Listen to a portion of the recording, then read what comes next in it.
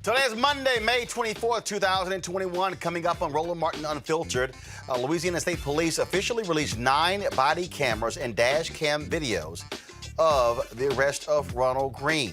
His mother and attorney will join us to discuss. An inaugural remembrance of George Floyd rally was held in downtown Minneapolis in advance of the first anniversary of his death, which is tomorrow. American companies pledged $50 billion towards racial equity following the death of George Floyd. But most of that money has not been spent. We'll talk about that and more in our Where's Our Money segment, where we'll also talk with the founder of the New Jersey Black Economic Justice Coalition about their demands for equity, financial equity, black economic social justice in New Jersey. And Democrats are concerned the provision ending qualified immunity for law enforcement officers will not be part of the final George Floyd Justice and Policing Act, now being negotiated in the United States Senate. We'll also be joined by New York City mayoral candidate Eric Adams, who has been leading the polls along with Andrew Yang. Plus, Hezekiah Walker and Jason Clayborn will be here to talk about their musical collaboration. Folks, it is time to bring the funk on Roland Martin Unfiltered. Let's go. He's got it. Whatever the biz, he's on it. Whatever it is, he's got the scoop, the fact, the find. And when it breaks, he's right on time and it's rolling. Best believe he's knowing. Putting it down from sports to news to politics. With entertainment just for kicks, he's rolling. It's on go, roll, y'all. It's Roland Martin, rolling with Roland now. He's funky, he's fresh, he's real, the best, you know he's Roland Martin now.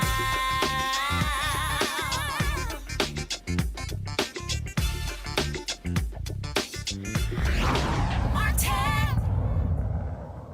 Ronald Greene, the black man from Louisiana, arrested in May 2019 while in handcuffs. He was stunned, punched, and dragged by up to 6 white state troopers during his arrest. He died. 2 years later, his death is under a federal civil rights investigation.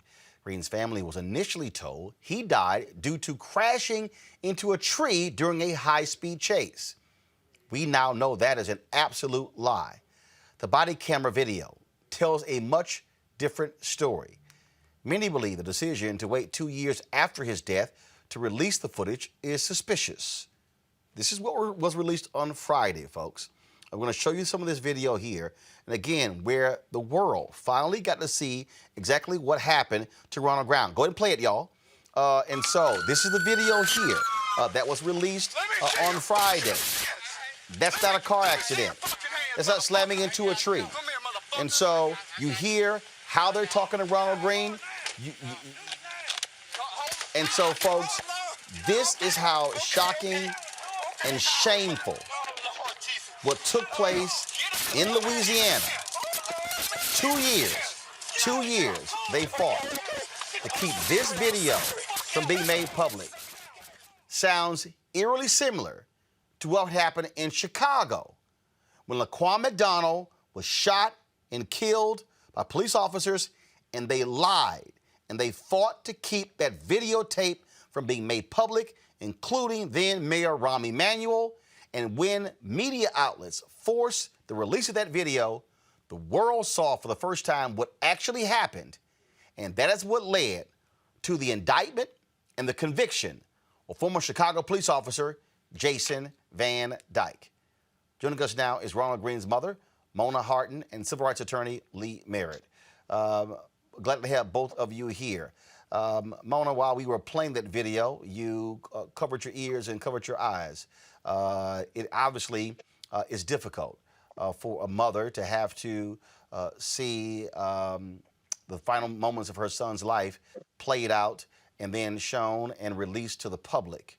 Now that we know exactly what happened, it says a whole lot that for 2 years, authorities lied to you and your family about what happened to your son. Yes, it's horrific what we've been going through, the lies, how it all began, how it's been unfolding.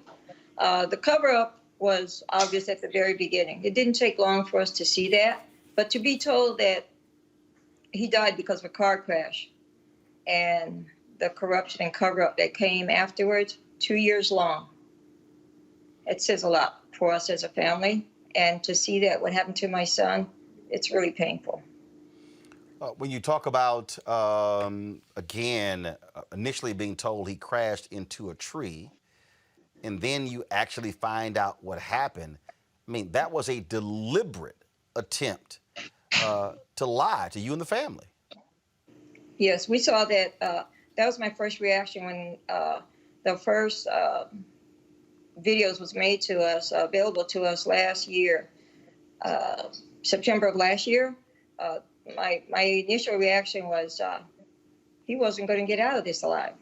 They got him from the very beginning. They made sure they maimed him while he was still behind the driver's wheel. Lee Merritt, now that, first of all, an initial video that was released, it only actually came out because the Associated Press fought to get it released. And then after the initial video, then Louisiana State Police had no choice but to actually release all of the video. That's right, Roland. This was something that we fought for to be released for 2 years. Well, the best they offered us was last September, that we could come in and view the video with state police present, but we could not take it home and analyze it.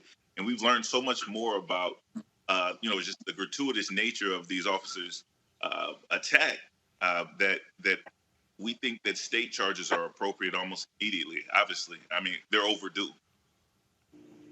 Speaking of that, the officers involved, did it actually get investigated? Did it go to a grand jury? Was there what actually happened in terms of the investigation of the actions of these officers?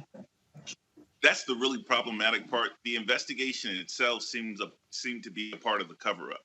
So it's not that what these men were doing was unknown. It's that the supervisor that came, Lieutenant John Clary, he was an active participant in this crime.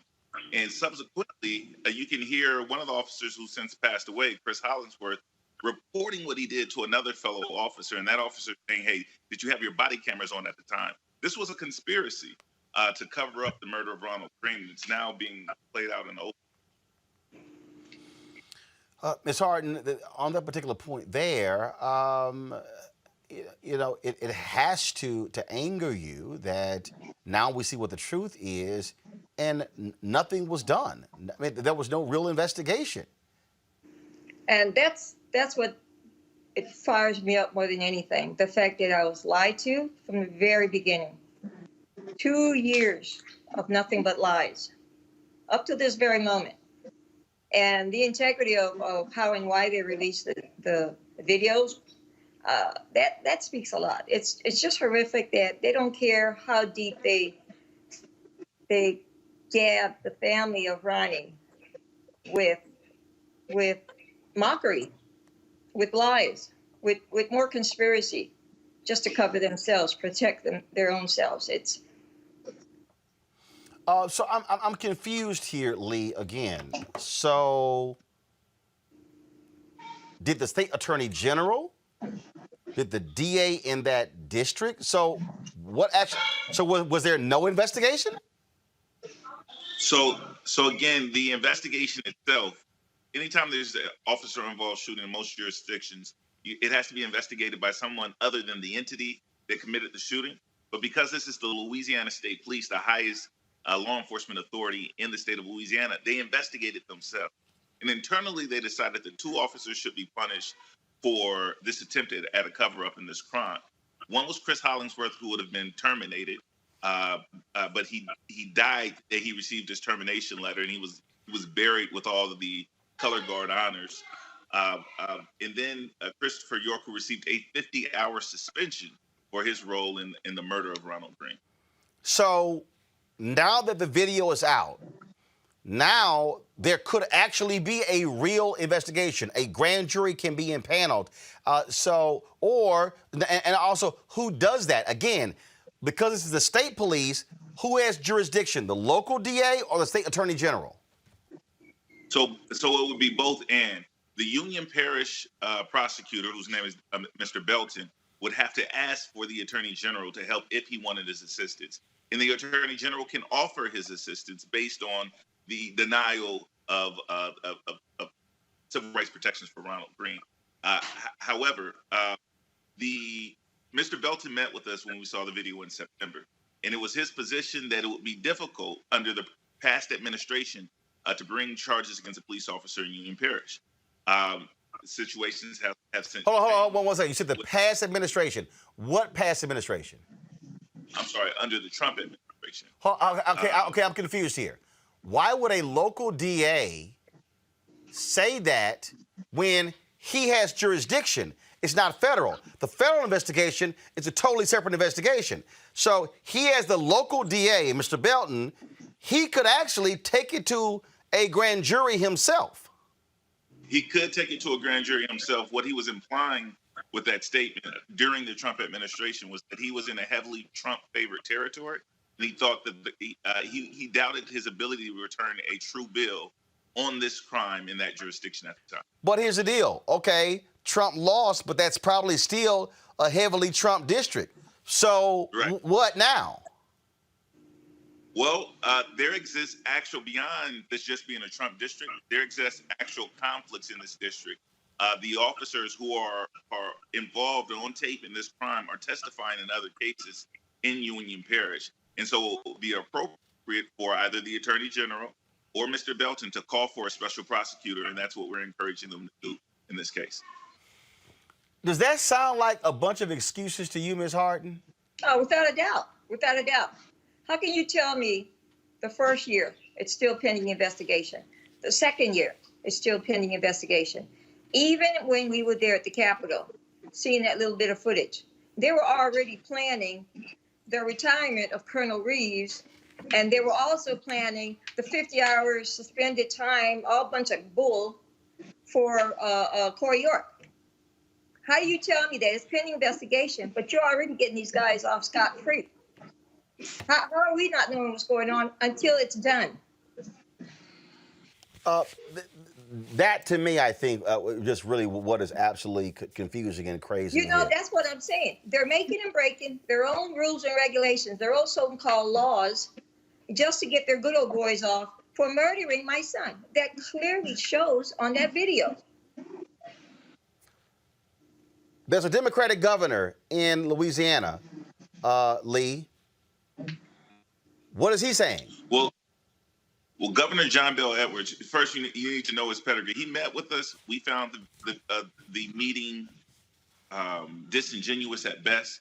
He wasn't completely honest about the level of cover-up and the crime that was committed against Ronald Greene. He didn't make this video available to us, although we believe that he could have done it. It was in his authority at the time. He chose not to. And this is a man whose father was a sheriff, whose grandfather was a sheriff. He just signed the Blue Lives Matter law in Louisiana, and he hasn't come down in favor of the defense of citizens against police officers.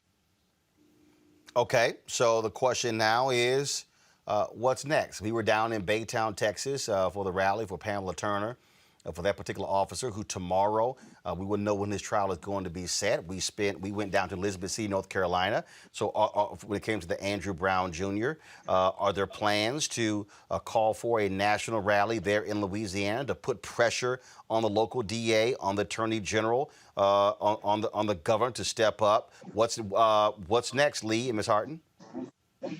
3 o'clock Thursday on the steps of the Capitol.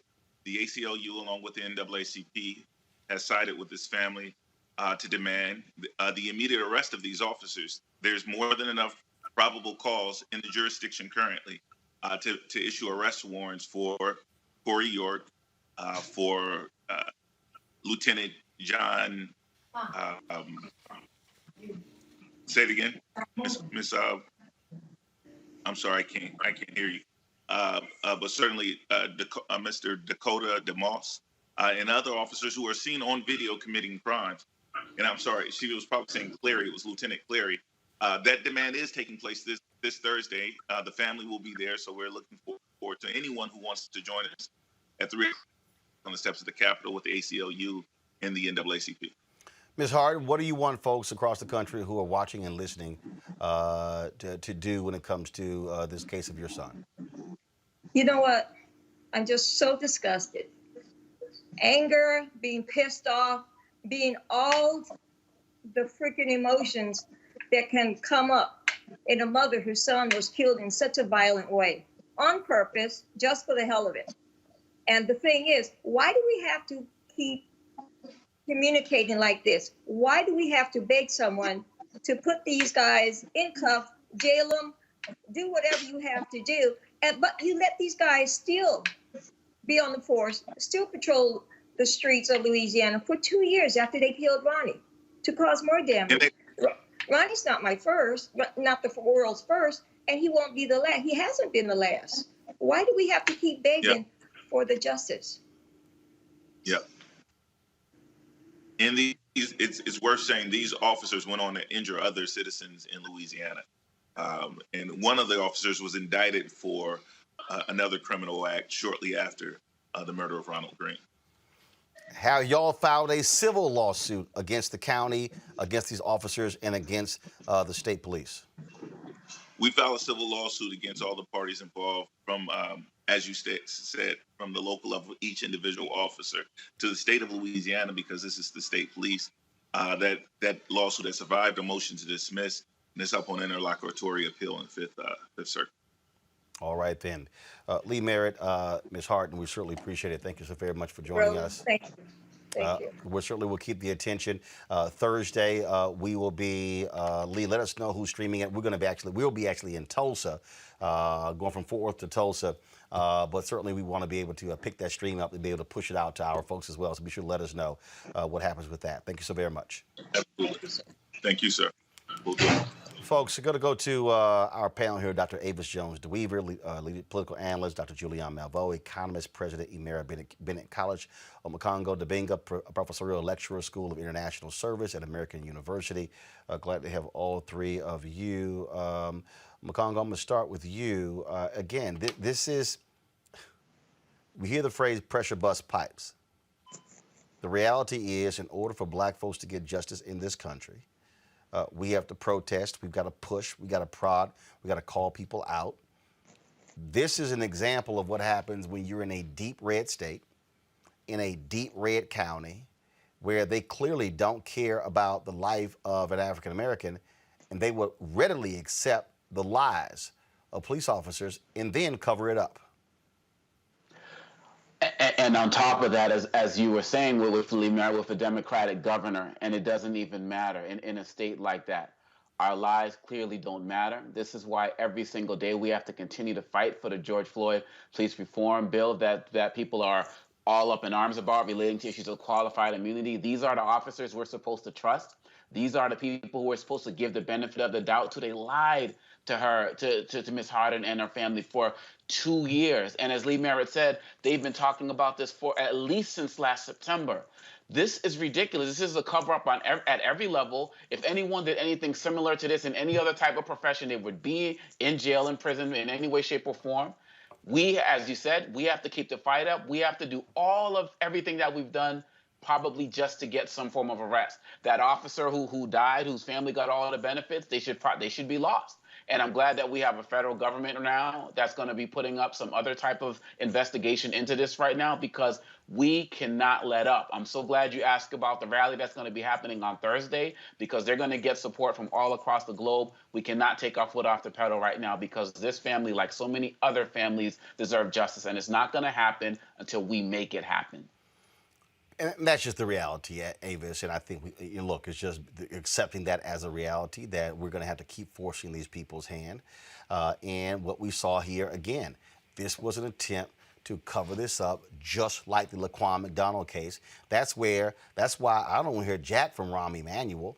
There's all this talk about he might become the ambassador to Japan for the Biden administration. What he did in that case is just shameful and despicable.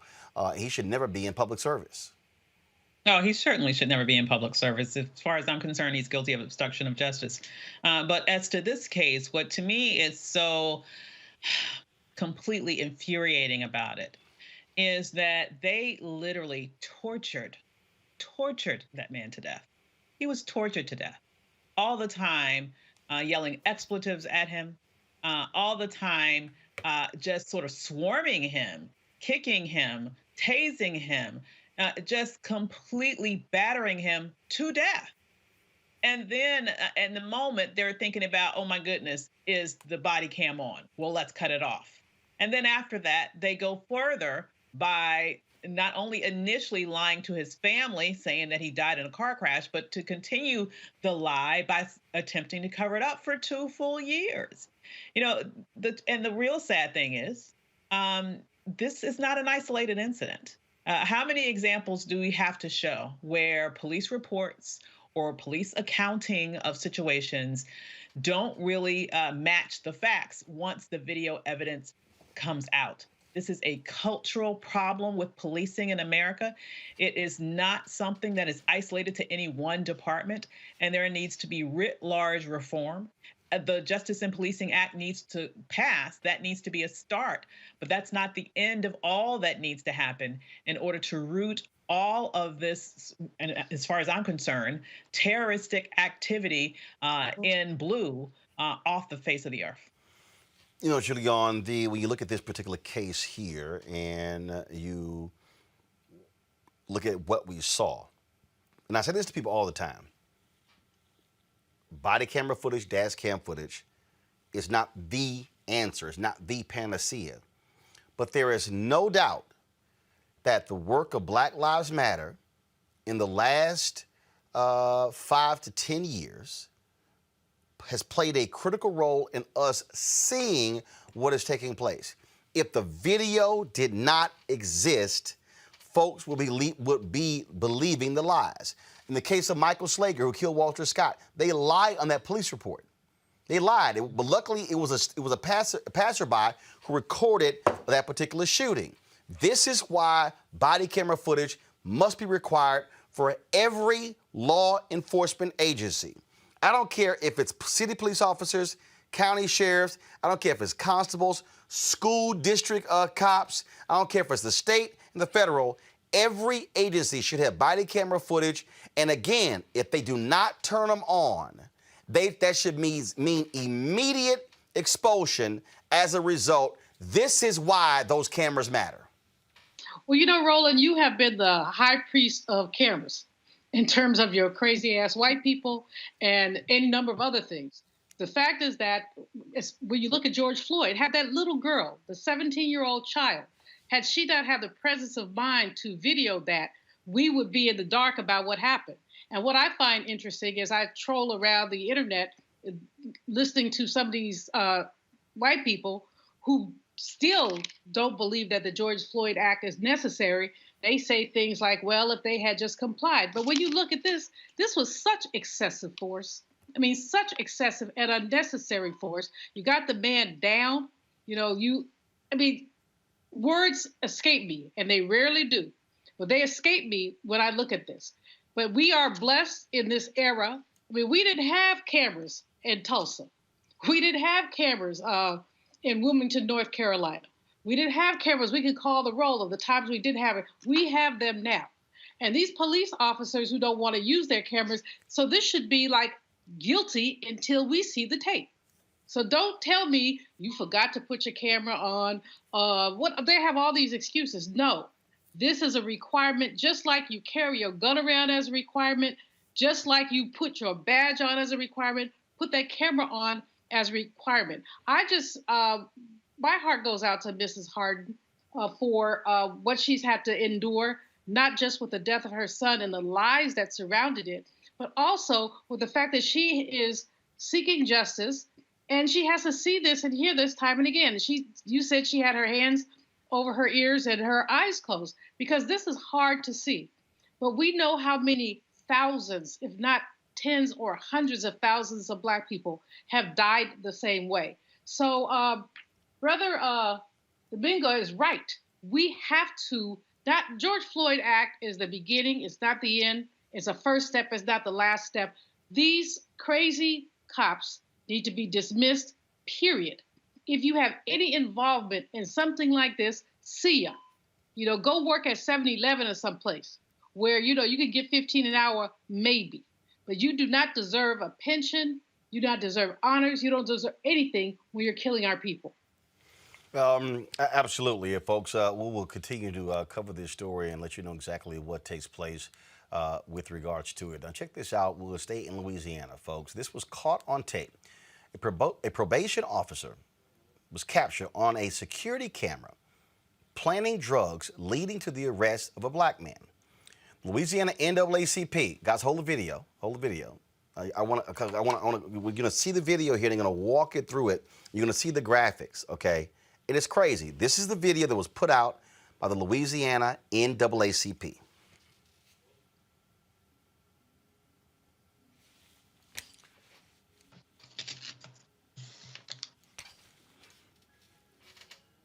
There's audio. Yes. I don't understand why this is called.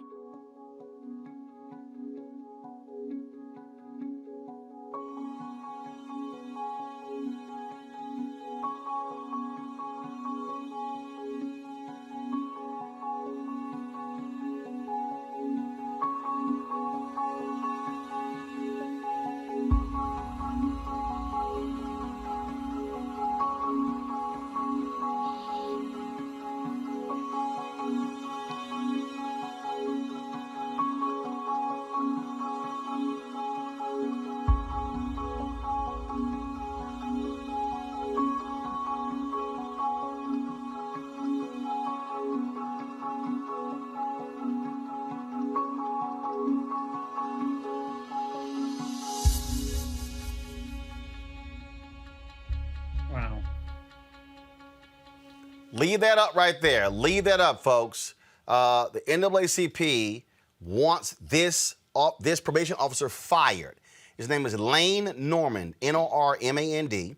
The email for his boss is Cole, COLE .GRALAPP @la.gov.gov. His phone number, he's the regional administrator. His phone number is 318-767-6286, 318-767-6286. I'm going to repeat the email because remember, there are people who listen to our audio podcast. The Louisiana NAACP, they want this Louisiana probation and parole officer, Lane Norman, fired for planting drugs. His boss is Cole, COLE .GRALAPP @la.gov. His phone number is 318-767-6286. Julian, this man should absolutely be fired. This happened in 2018. Why is he still on anybody's force? 2 years later, the court dismissed the charges. He obviously is a rogue officer. Why is he still there? See, this is complicity. So his boss and his boss's boss said, it's okay to plant drugs on people. These people outside just chilling, chillaxing, having themselves a good old time playing cards. And this person comes up, why? Does he get a premium or a bonus for having arrested more people? And why has it not been stopped? So again, I'm speechless, but I'm not speechless. This is happening all over the country. It's happened year after year. Roland, I bet if anybody could fund a study to go to one of these Louisiana prisons and interview, 200, 300, 500 people, probably half of their circumstances will be similar to these. Now, some of them did it. We know some of them did it. But all of them did not do it, and many of them had a prior record, and they were basically planted Because if these folks don't get a bonus for messing with black people, they get psychic pleasure from doing it. And so these folks, and then they run around bragging about it. They tell each other, see what I did? You know, I did that. I could do that. So we really have to, that's why the Floyd bill is step one. But the National Registry is so very important. But even more than that, they say it's a rotten apple in the barrel. Mm-mm. The barrel is rotten, and so are the apples. Get rid of all of them. Absolutely. For this guy to still be in the job 3 years, I mean, for the judge Avis to look at this video and to go, yeah, charges out, and the guy's still employed. First of all, his boss should be asking, where the hell did you get drugs from? Hello. Yeah, that's drug possession. That's exactly what I was about to say. Not only should he not have a job, why isn't he in jail? If it's illegal for the person that he planted it on to have it, how is it legal for him to have it? Where's the prosecutor in this? So there are several people who are complicit, as Dr. Malveaux pointed out, and who are allowing these activities to happen. I would also wonder, who else was he a probation officer for? How many times has he done this? Once again, are we supposed to actually believe that the only time there happened to be a videotape there was the first time that he's ever done that to somebody? I certainly don't believe it. So, you know, this is the very essence and the very definition of what systemic racism in the criminal justice system looks like.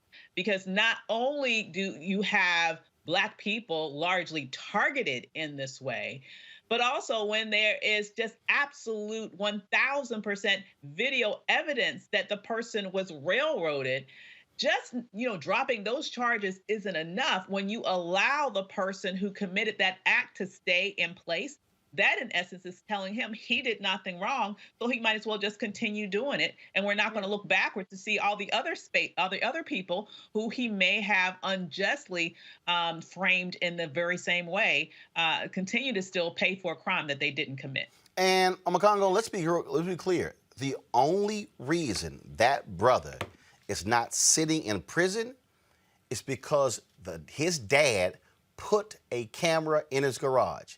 And again, this is where Black people are. Black people, we got to put cameras in our crib, in the garage. We got to put it in our cars to protect ourselves. If that daddy did not have this camera, his son is sitting in a hardcore Louisiana prison for a minimum of 10 years. It's ridiculous, and it goes to the story last week where you showed the officer urinating at a man's funeral home, a city council member on top of that. And again, we have to be responsible for recording our own information, sometimes even recording our own deaths. And I wouldn't be surprised if what Dr. Malveaux said about some form of quota or kickback system that's going on with these officers. We remember the case a couple of years ago of the judge who was getting kickbacks for the number of people that he sentenced to prison. So that's not a far-fetched idea that's going on. And another thing we have to be mindful of in that video, there were small children who watched this entire thing happen, who are being traumatized at a very young age, similar to what we saw with George Floyd when there was a 9-year-old there again. So they have these patterns that are going out to the entire community that are showing them that we don't care, and we're going to put in your psyche that you are going to be policed as you get older. And really, at the end of the day, this is what's even more tragic, because we see it's going to continue after many of us are long and gone, unless we continue to fight to make it stop. Well, absolutely. And so, folks, we certainly support the Louisiana NAACP. We're going to be pushing that information out as well so folks can see it and they can actually respond to it. Folks, it's just absolutely crazy. Again, this brother, he was arrested. He was arrested. That man could very well be sitting in prison. And they were dropped. First of all, they were dropped 3 months later after the DA's office reviewed the footage of the incident. But if his dad didn't have the camera, he'd be sitting there in jail. In Iowa, more than 5,000 people have signed a petition calling for Sioux City police officer Thad Boyer's removal from duty. The petition cites Boyer's history of repeated use of force incidents. Video of the aggressive officer pointing a taser and pinning a Black customer to a table at a Perkins restaurant began circulating on social media last month. Watch this. said she wants you out. Look at If 12. you don't leave right now, you're going to jail. I'm leaving. He ain't do nothing wrong, though. Record him. He sure didn't. He ain't do nothing wrong. I'm leaving. I'm leaving. This is dangerous. This is dangerous. You're under arrest. He ain't do nothing wrong. What am I under arrest for? He was Don't take my suit. leaving. Don't He was leaving. Don't shoot me. Don't. He leaving. Yeah. Shoot me in my face. You heard. Hey, put that taser down. He ain't do nothing wrong. Hey! Put that taser down. He ain't done nothing to you. Hey, put that taser down. He ain't done nothing to you. Man, fuck all that. He ain't done nothing to you. Put that taser down. Oh my God, bro. Put that taser down. Hey, put that taser down. He ain't done nothing to you. He ain't do nothing to you. He ain't done nothing to you. Hey, put your fucking taser down. Hey, put your taser down. You can have it, bro. Hey, put your taser down. Hold on, move. Put the cuffs on him. Now I want y'all to roll the video again. You're going to see where the officer tells him to get up and leave. Again, watch his, he's complying. Watch the beginning again. The manager said she wants you out. Look at If you 12. don't leave right now, you're going to jail. I'm leaving. He ain't do nothing wrong, though. Record him. He sure didn't. He ain't do nothing wrong. I'm leaving. 29-year-old John Wright is charged with trespassing, interference with official acts, and failure to comply with orders of a police officer. However, police are investigating the incident, and Boyer's action are also under review. Okay, Avis, the dude is literally walking away, about to put his jacket on. Cops decide, oh, I'm just going to grab you and forcibly remove you. So this is what happens when you have an entire police ecosystem that is fueled with anti-Black hate, aggression, predisposition to violence. Because that young man was just trying to leave. He was trying to comply. You know, this is why I really get annoyed with people who go around, and I understand that there is a need maybe for some of this, but I really get annoyed with people who go around, trying to educate Black people that the answer is to comply. He was trying to comply. The answer is to stop having policemen who are out here terrorizing Black people. And as we've said a gazillion times on this show, there was an FBI report over a decade ago that talked about the fact that police departments across the country had been infused with white supremacists, and nothing has been done to root them out. You cannot make me believe that a lot of what we're seeing right now is a white supremacist wet dream. This is exactly what they want. They want to have the power to use violent activity all the way up to beatings and deaths against Black people and not have to have any consequences associated with it. And what better way to do that than to don a police uniform and get protected by the blue wall of silence that covers up your activities, that lies on police reports, that have prosecutors who don't want to prosecute, who have judges who look the other way, who have an entire system that says this sort of behavior is okay. But if there's one thing that made me feel good about that video, it was the fact that Black people in that restaurant said, hell to the no, not today. Put that taser down. He hasn't done a damn thing to you. And that's exactly what we need to do. We need to stand up for each other in the moment and not just lament the aftermath after one of our brothers or sisters had been victimized by police violence. Look at the charges here, Congo. Interference with official acts, failure to comply with orders of a police officer. This is how they try to target us. This is what they do right here.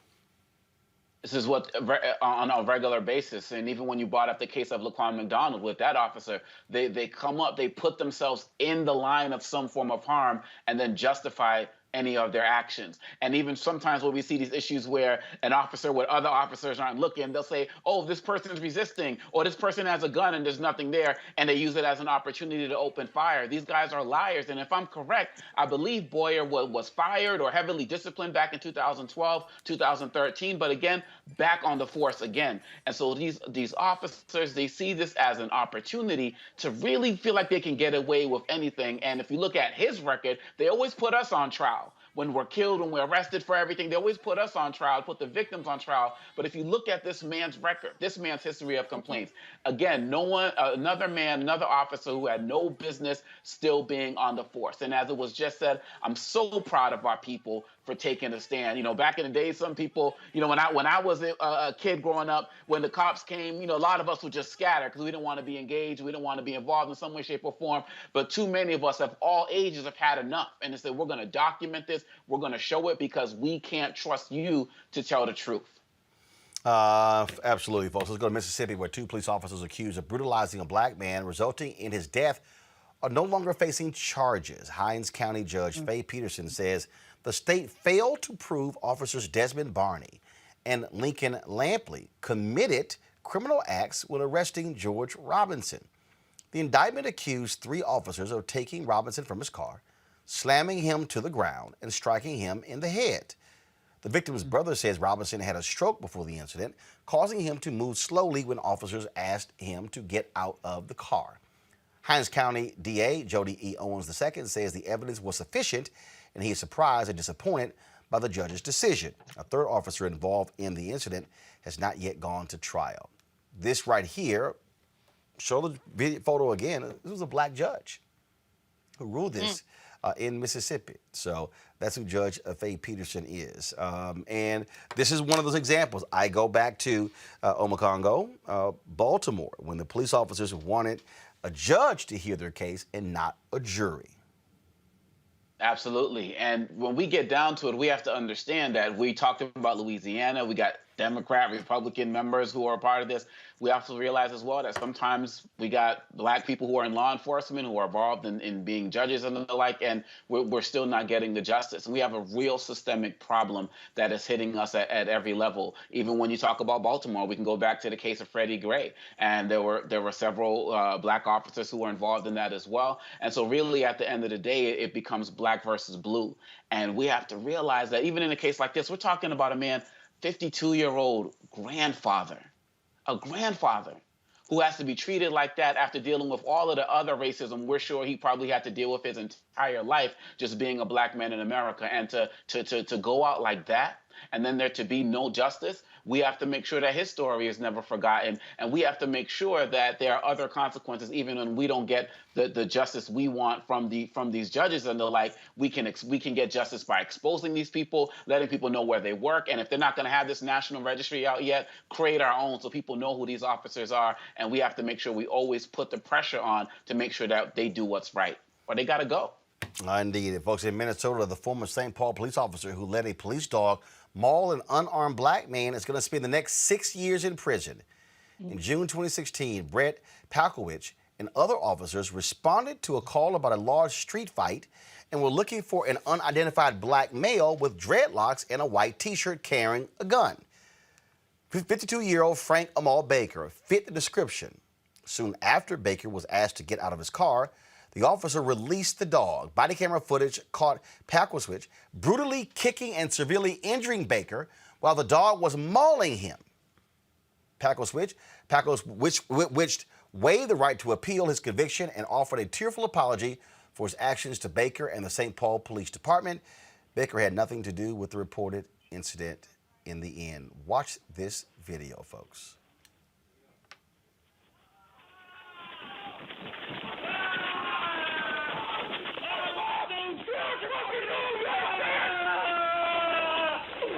Hold on. I got a couple here. Yep. Put your fucking hand on the ground. Don't move. Turn over. Please. Get up, buddy. Get up, buddy. Good. Get in the house. Get on the fucking ground. Get in. Get in.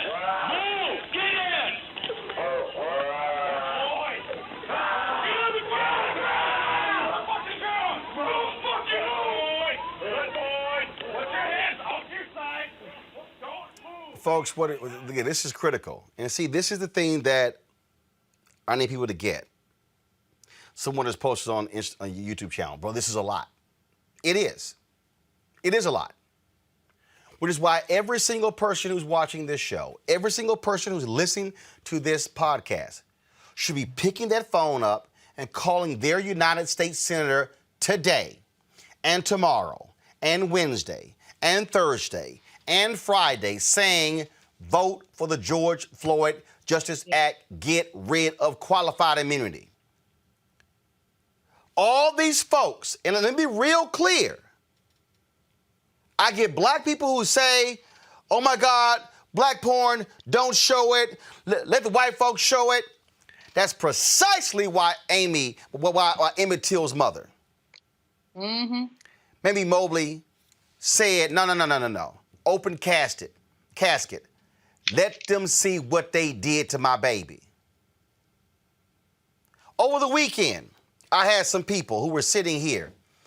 One woman texted me. She tweeted, I don't know who my member of Congress is, and I don't care. I said, oh, but you're bitching and moaning about how we need bills passed in our favor. I had people over the weekend saying, well, I don't know why we got to sit here and call people. It's called It's Your Turn. Because black folks before your behind showed up did this. And I don't want to have to sit here and show these videos, Julian. But we got to keep it in the face, because what did the Jews say? Never forget. Never forget. That's right. And said, never again. Exactly. This man gets 6 years. 6 years. He need to get 26 years for allowing this man to be mauled. Every one of the cases that we've looked at today really do speak to the George Floyd Justice and Policing Act, but also speak to the historic dehumanization of black people. He would not have sick a dog on his son or his daddy. He would not have, and by the way, everybody brown ain't down. So Sister Girl in Mississippi needs to be taken to the woodshed too, because everybody brown ain't down. And too many of us make too many excuses. And anybody who doesn't know who their member of Congress is, there's a special place in hell for them, because that means they just don't care.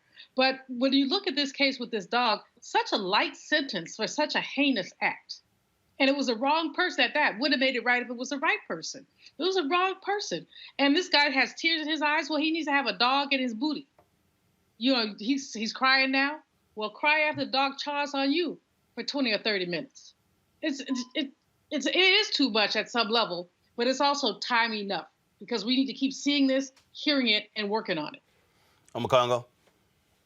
Well, I understand what people talk about as relates to black trauma porn, but what we're doing here is different. What we're doing here is these videos are being showed with calls to action, phone numbers, emails, letting people know what to do to make this stop. Some of these other networks may get some type of perverted pleasure in showing these videos on loop, but there's no ask, there's no call to action. Right here, we have an opportunity with every video that you show, with every mother and father and lawyer that you interview, you give us an opportunity to do something about it. And so for those folks on YouTube and other places saying this is too much, it's not going to be too much when it's you.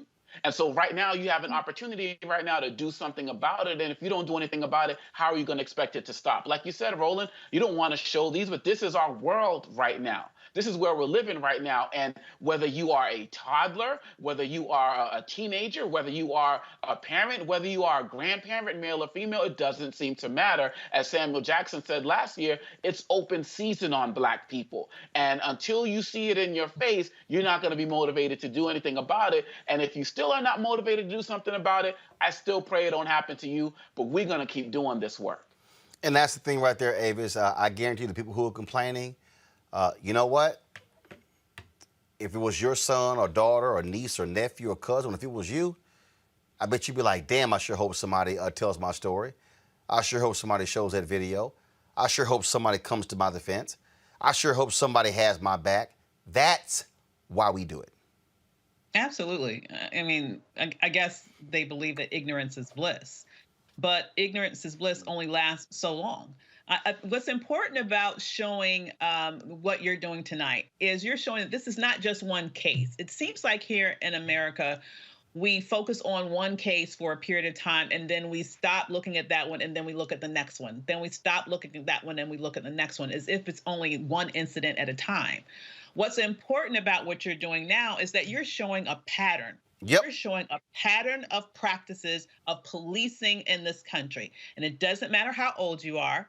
It doesn't matter how innocent you are. It doesn't matter if you're sitting at home, minding your own damn business, chilling with your children. It does not matter. This could happen to anybody. And what I want us to do as a people, we need to understand this is not supposed to be comfortable. It's not comfortable when you're being oppressed. It's not comfortable when you're being murdered. It's not comfortable when you're getting a dog sicked on you and telling you 3 different commands in the span of a second. Put your hands on the ground, don't move, roll over. He was supposed to do all of that in 1 second. If you listen to that tape, he got 3 different commands in like a second. That is the level of incompetence and evil. I will just use the word evil that has infused police departments across the country. So the least that you can do is muster enough courage to face it and then act to do something about it. And part of that acting is not just knowing who your representatives are, it's voting. I want everybody to understand there is a direct line between what we're seeing here and who's sitting in the prosecutor's office and who voted them in office. Who's sitting on judges' benches and who voted them on those benches? You know, who's sitting in Congress and whether or not the George Floyd Justice and Policing Act passes or gets stalled in the Senate. There's a straight line between that and the attacks on Black voting power in 43 states across the nation right now. They want to be able to do this to you forever. So my point is, let's stop trying to be so sensitive about this thing that we don't even want to see it and we just want to look away. We do not have that luxury. I know I don't for my sons, and you don't for yours, or your children, or even for yourself. And you're absolutely right. That's why we ran all of these back to back, so folks can actually understand what's going on. I mean, that's what people don't understand. So, we're sitting here focusing on the issue. Now, folks, in New York, Attorney General Letitia James introduces a broad police reform bill that would target law enforcement's use of deadly force. James announced the bill would amend New York's use of force law to an absolute last resort from one of simple necessity. Officers who use unnecessary force will face additional penalties under the new bill as well. In a statement, she explained her reasoning for the amendment. In New York, our laws have essentially given police blanket defense to use force in interactions with the public, making it exceedingly difficult for prosecutors to go after officers who have abused this power. The Police Accountability Act will make critical and necessary changes to the law, providing clear and legitimate standards for when the use of force is acceptable and enacting real consequences for when an officer crosses that line. We must continue to do everything in our power to protect our communities and ensure that no one is beyond the reach of justice. Now, folks, a group of House Democrats there concerned the provision ending qualified immunity for law enforcement officers would not be part of the final Judge Floyd Justice and Policing Act. As negotiations over the contentious bill intensify, House Representatives Ayanna Pressley, Cori Bush, and 8 other representatives sent a letter to leaders in the House and Senate urging them to keep qualified immunity in the bill. During an interview on MSNBC's The Sunday Show with Jonathan Capehart, Congresswoman Maxine Waters explained why it's so important to end qualified immunity. Our negotiators are fighting as hard as they can and should continue to fight. But I'm not giving up on qualified immunity. I do not want to send any message to anybody that I'm willing to support legislation that does not have it in it. I think we've got to be tough, we've got to be consistent, and understand that we've got to hold police officers accountable. Even since the death of George Floyd, we've continued to have killings of Black unarmed men in particular. And so these police officers know that they have the support of the police unions, they have the support of city council members who are intimidated by the police unions, police chiefs who are afraid that if they don't go along, they can't be chief, and even some mayors. I'm so proud of those mayors that are willing to stand up and fight, and for the police chiefs that are willing to stand up and fight. But history tells us that they have been intimidated too long, given in too much, and the police don't believe that they're going to be held accountable. That's why even after George Floyd, they continue to kill. And so I want qualified immunity out. Now, of course, Congressman Jim Clyburn, the highest-ranking African-American in the House, he talked about, he said he would rather have a strong bill instead of a perfect bill. So if it means not having qualified immunity in the bill, he said he would certainly support that, he said, and try to get it later. Congresswoman Waters said that's not an option. And so what you're dealing with, folks, right here, Julian, is this battle. And so the question is, they're negotiating in the Senate. You're dealing with the issue, can you get Republicans' votes? It's clear Kristen Sinema and Joe Manchin are not going to end the filibuster. And so this is one of the issues. They're working with Senator Tim Scott, Senator Lindsey Graham on this bill. The question is, will they be able to get a bill that can pick up Republican votes in the Senate that does indeed end qualified immunity? And the problem, Roland, is that having Congressman Clyburn having come out and said he would support a compromise before we've even had the full negotiations weakens, frankly, the Democratic position, weakens Congresswoman Waters' position. And so as we waffle, and this is what Democrats do, you see these Republicans, they vote party line, they're not playing, they will talk to you behind their colleagues' back and say, oh, I really didn't agree with that, but I have to go with the party line. Democrats don't have that kind of backbone. And so my prediction is that qualified immunity will likely remain. I don't think it will go if we want a bill.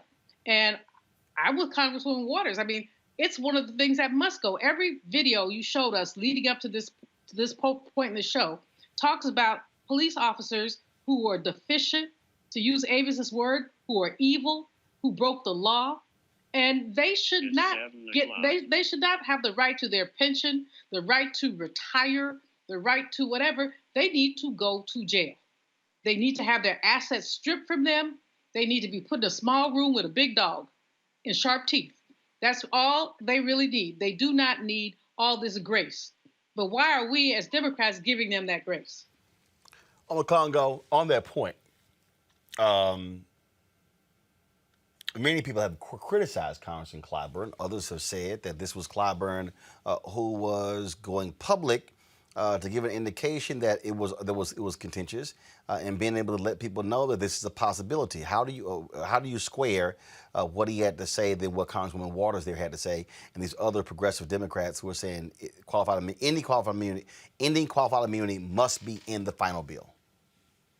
Well, with Representative Clyburn, you know, he's such a veteran and a leader, and I definitely respect what he's saying in terms of, you know, he has something that's good and we can come back and get it later, and I respect that. The challenge, however, is that we are dealing with a different brand of Republicans right now, and I believe that even with Senator Scott and Graham working on this, regardless of whether qualified immunity is included or not, no Republicans are going to come out and support it. Something's going to happen. Trump's going to speak up. Someone's going to make some phone calls. And I wouldn't be surprised if Graham backs out on their own bill that they agreed to. This group of Republicans are going to block everything in hopes of getting control of the House again in 2022. And so I respect what Clyburn's saying. He knows the process, you know, much better than I do, but it's a different brand of Republicans. And so I understand why Ayanna Pressley and Cori Bush and others are fighting to get it in now, because there's no reason to trust these Republicans to do the right thing. And so I'm with Representative Waters on this.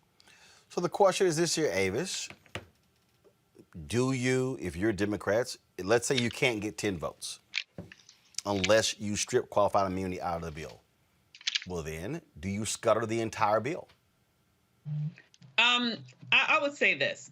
I don't see why we really need to get here, because as I recall, Tim Scott has at least offered a compromise that would have a form, it would really sort of redirect the focus, not to individual police officers, but to actual police departments, which I think is at least a compromise to mean that there is some financial culpability on the line when police officers act in abusive ways. I think that is a compromise that I'm not willing to give up on a chance of actually pushing through.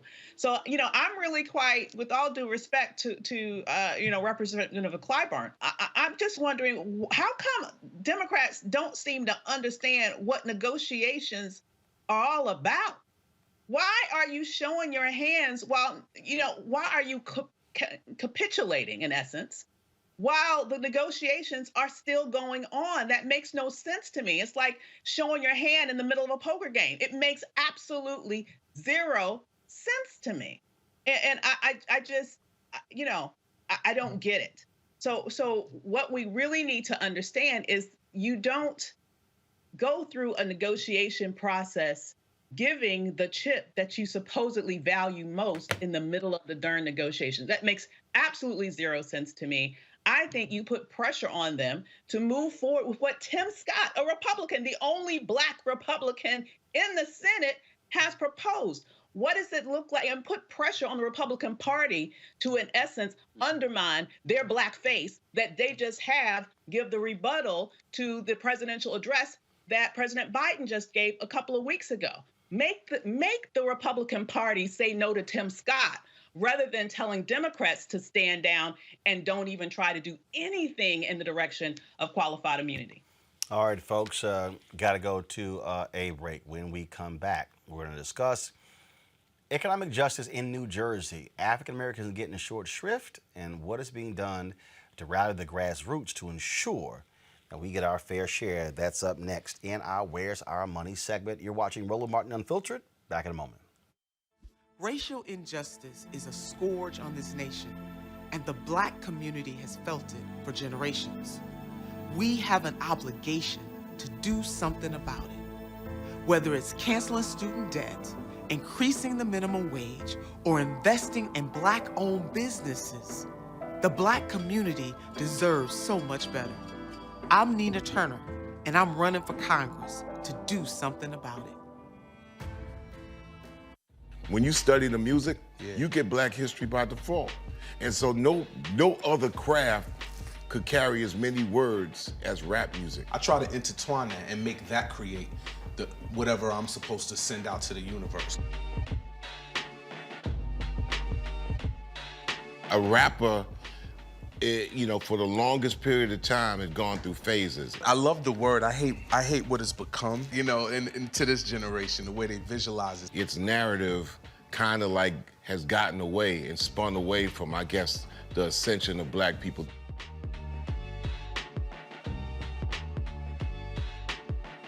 Hi, my name is LaToya Luckett. Yo, it's your man Deion Cole from Blackish, and you're watching Roland Martin Unfiltered. Stay woke.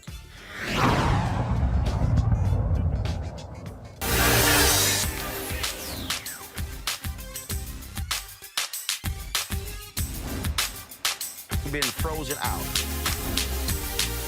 Facing an extinction level event. We don't fight this fight right now, you're not going to have Black-owned businesses. Folks, in New Jersey, African Americans have been mobilizing and organizing to fight lack of economic progress in that particular state.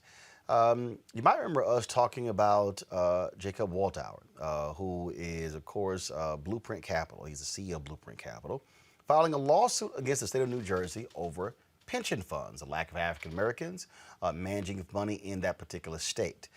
They've been highly critical of New Jersey Governor Phil Murphy and Democrats who run that state by saying they're freezing African Americans out. Well, Reverend Dr. David Jefferson, he has partnered with other preachers and others in New Jersey to found the New Jersey Black Economic Justice Coalition.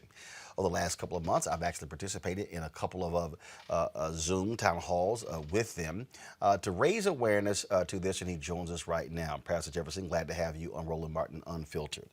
For people who don't quite understand what we're talking about here, New Jersey is a very democratic state. You have places like Newark and Camden and others where you have Black leadership. But when you talk about the money, and it always comes down to the money, Black folks are absolutely being left out of the economic prosperity in New Jersey. Absolutely, Roland. And let me just say thank you, man, for what you're doing, the attention that you're drawing to this issue. It is perhaps one of the most critical issues, Roland, in our country today. When you have, quote, 1% of individuals in this country, Roland, owning 99% of the wealth. you know right then and there that over the years we have had some inequities and lack of inclusion. All the way back to, if you read Where Do We Go From Here, Crisis or Chaos, Dr. King talked about in that book an economic revolution that we needed to have in order to balance the playing field and level the playing field in this country. And I would have to say to you that when you look at New Jersey, we have one of the highest tax rates in this country. The disparity that exists between white and black folks in the state of New Jersey when it comes to average income, $9,000 average for a black family, $217,000 for a white family. Tell me, how do you make it in a state where the income or where the economy is some of the highest in the country? And I would submit to you that New Jersey is definitely struggling with this, and we're causing people to come together. But Roland, I think the first thing we have to do, man, is educate the public. We got to educate the public. We got to equip people to engage in this revolution, because at the end of the day, the next generation will be impacted significantly if we don't get some real grip around this issue. So, the New Jersey Black Economic Justice Coalition has come together to not only shine light on this, but to put pressure on individuals that we have elected who are supposed to be with us in bringing about economic justice in the state of New Jersey. Now, right now, every office holder in New Jersey is up for election. What have y'all been doing to drive this point in challenging them as they're trying to campaign for votes? How are you empowering the church members to have the information? What are the pastors challenging them with? And have you actually heard from officials make any concessions or meet some of the demands? I would say that right now we're still in that real getting the information out. We have articles that we put out. We've had op-eds that we put out. We've held to date at least 4 major town hall meetings where we can put it where the goats can get it. Most of the people can't even relate to the whole notion of disparity, where the money is going, and why African Americans are not getting their fair share. We put Phil Murphy into office with 94 to 95% of the black vote. That is the highest number of black votes any governor in the history of New Jersey have ever gotten. And this governor ran on a platform of economic fairness. So we have to educate black people that you have to make sure that when you vote, you are putting your vote where we can get an economic return, and not that you just always vote Democrat. And we have to continue the grassroots effort in order to make sure our congregants understand that. And so we have another major town hall that is coming up the end of June, where we will have black preachers on there across the country. We're reaching out to Bishop T.D. Jakes. We're reaching out to Dr. Franklin Richardson, who head the Council of Churches, because we're going to bring black preachers together in a huge town hall along with their congregation, so that our people who sit in the pew can really understand where their money is going and how they should really vote. If black people had not turned out to vote for Phil Murphy, Phil Murphy would not be a governor today. And I would admit that I think we have that same situation with a number of people around this country. And by the way, let me just say that this whole notion of the pension fund in the state of New Jersey is the same across the country. We only have a small percent of asset managers, black asset managers, who have a small piece. I think Robert said it's like 1.5% to 2% across the entire country. So this is not just a New Jersey issue. This is a national issue for which we need to get our arms around. And in fact, in one of the town halls that we did, that we streamed, John Rodgers of Area Capital Management was on there, and this is what John had to say. Again, it comes back to us. I tell people all the time that we wouldn't have lost the Ebony Jet Building here in Chicago if we had people working in major consumer products companies insisting that the advertising go to a black company like Ebony or Jet, or Black Enterprise, or WBON Radio, what have you. But we sit there and allow this to happen. And so, I know you know this, 17 years ago, we started a conference called the Black Corporate Directors Conference with Charles Tribbett from Russell Reynolds. And the whole concept was started because I noticed that there were very few Leon Sullivans in the boardrooms of corporate America, people willing to speak out and make change. So conference has grown from 30 directors to last year, before COVID, we had 300 directors come together. And we've had everyone come and speak, from Barack Obama to Jamie Dimon to Ursula Burns to Don Thompson. We've had Magic Johnson, which has been an extraordinary success story, the kind of speakers we get. Usually 7 CEOs of giant companies. Robert's been there. David Rubenstein's been there. It's just been a wonderful thing. But what we do every Friday night, we have what we call the conscience of the conference. Someone to remind us the responsibilities that we have to fight for economic justice once we're in the boardroom. So over the years, we've had Harry Belafonte, we've had Andy Young, we've had Congressman Clybourne, we've had Reverend Sharpton, we've had Reverend Jackson, Sherilyn Ifill, Valerie Jarrett, people who are committed to our community. They're going to be willing to show us how to fight for economic justice when in the boardroom. And that's always been the highlight of that conference. Again, having those folks who actually marched with Dr. King or believed in Dr. King's movement. And because too many of us directors get in that boardroom, we're just happy to be there, to collect the checks, not make anyone uncomfortable, hope that nothing changes. But if we don't speak out, we're actually giving cover for the status quo to stay the same.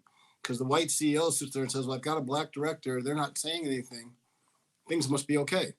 It gives them an excuse to not fight for change. So again, I keep coming back to this. It's up to us to fight in that spirit of John Lewis. And again, make good trouble. Point out what. Hey, Jennifer, thing right here before I go to my panel with questions for you, Pastor Jefferson.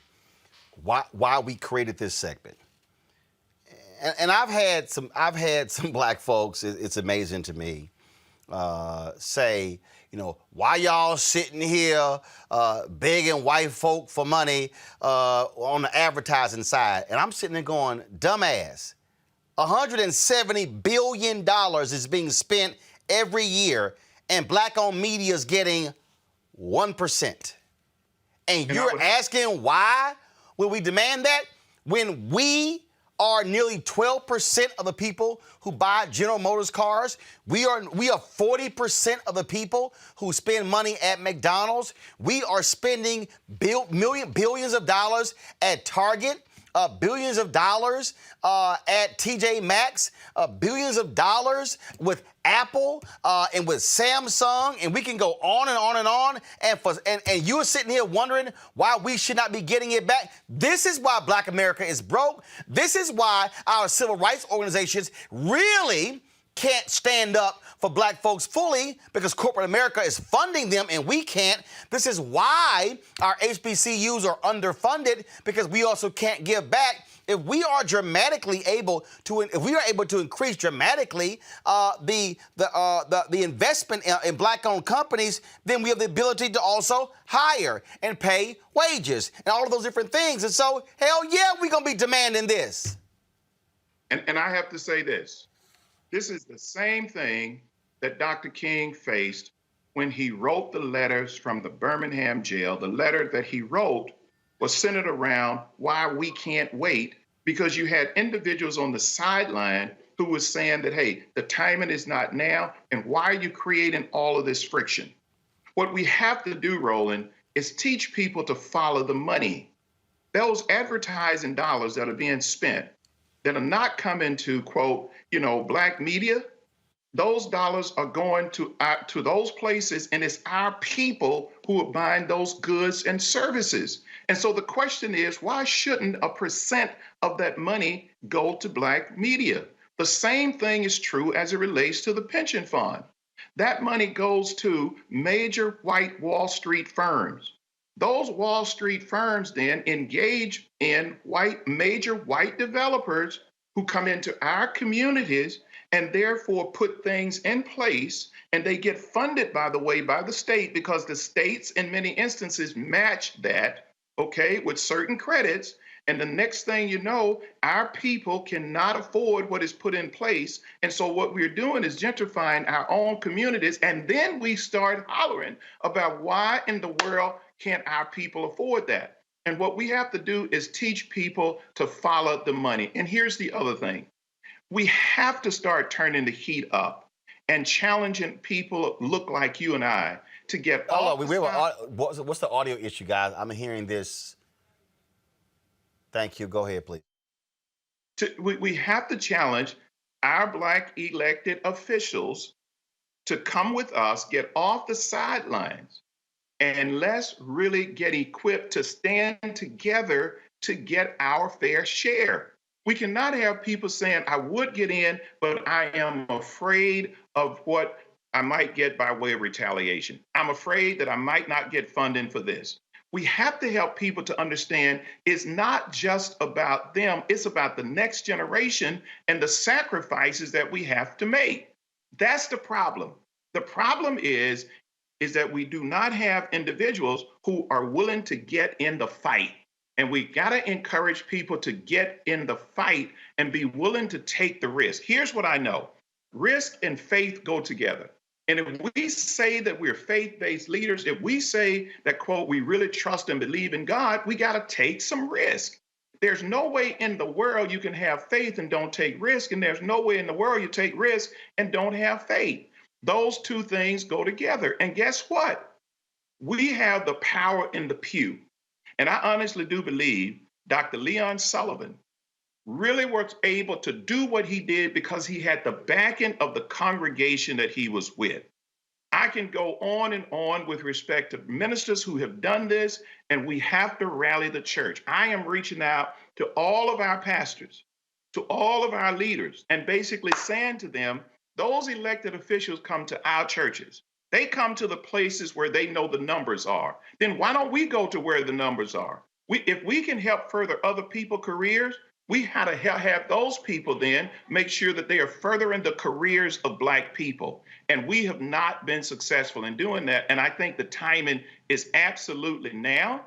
And I think you're drawing attention to the issue, and we're going to get more people involved. Julian? Reverend, data show that African Americans disproportionately work for municipalities, cities, states, the federal government. For Black women, almost 20% of us have those kind of occupations. So those are our pension dollars that we're talking about, our pension dollars that are sitting there. So the question becomes, in terms of pension fund governance, are there opportunities for workers to participate in pension fund governance, or who is involved in the governance of pension funds in New Jersey? And is this a possibility for a legislative fix to ensure that at least one pension fund worker is on the pension board? Absolutely. We have not had a person of color hired into that hierarchy in the last umpteen number of years. We haven't even had a Black treasurer in the state of New Jersey since the inception of the entire state. And so we have not had Black representation there, and people have not understood that. And you're absolutely right. I asked my congregants one Sunday, and we have 3 services, how many of you all have money in the pension fund? Close to 60% of the individuals raised their hand. Those individuals right now have no say, but they don't know that they don't have any say unless pastors like myself understand this economic picture and begin to educate them. Until we have people positioned like you're talking about right now, and people knowing that we make up a good 13, 14, 15% of this pension fund, you're talking about $80 billion pension fund in the state of New Jersey, one of the largest in the country. And we literally have no representation. We literally have no voice, and we literally have no input as to where that money is going. That is a crime. I mean, that is absolutely, and from my perspective, totally unacceptable. And I would admit to you that I think a number of other states are the same way. Oh, yeah. Omakongo? Reverend Jefferson, you make a powerful argument for why we need to have more of our Black leaders involved, and I really commend the work that you're doing with your church and other churches. And you also talked about the government's response. I'm wondering, in New Jersey, what is the response from the corporate entities, particularly in this post-George Floyd era where people have made more commitments to finances and diversity and the like? Have they been hostile to you, or have they shown a commitment to work with you, or are they just feigning ignorance right now? They have not been hostile, but they have also not worked with us yet. and we have something afoot to bring them to the table. Here's the real deal, and here's what's going down. What is absolutely going down is this. We have individuals who are at the point of pain, but have no understanding as to how they can get out of where they are.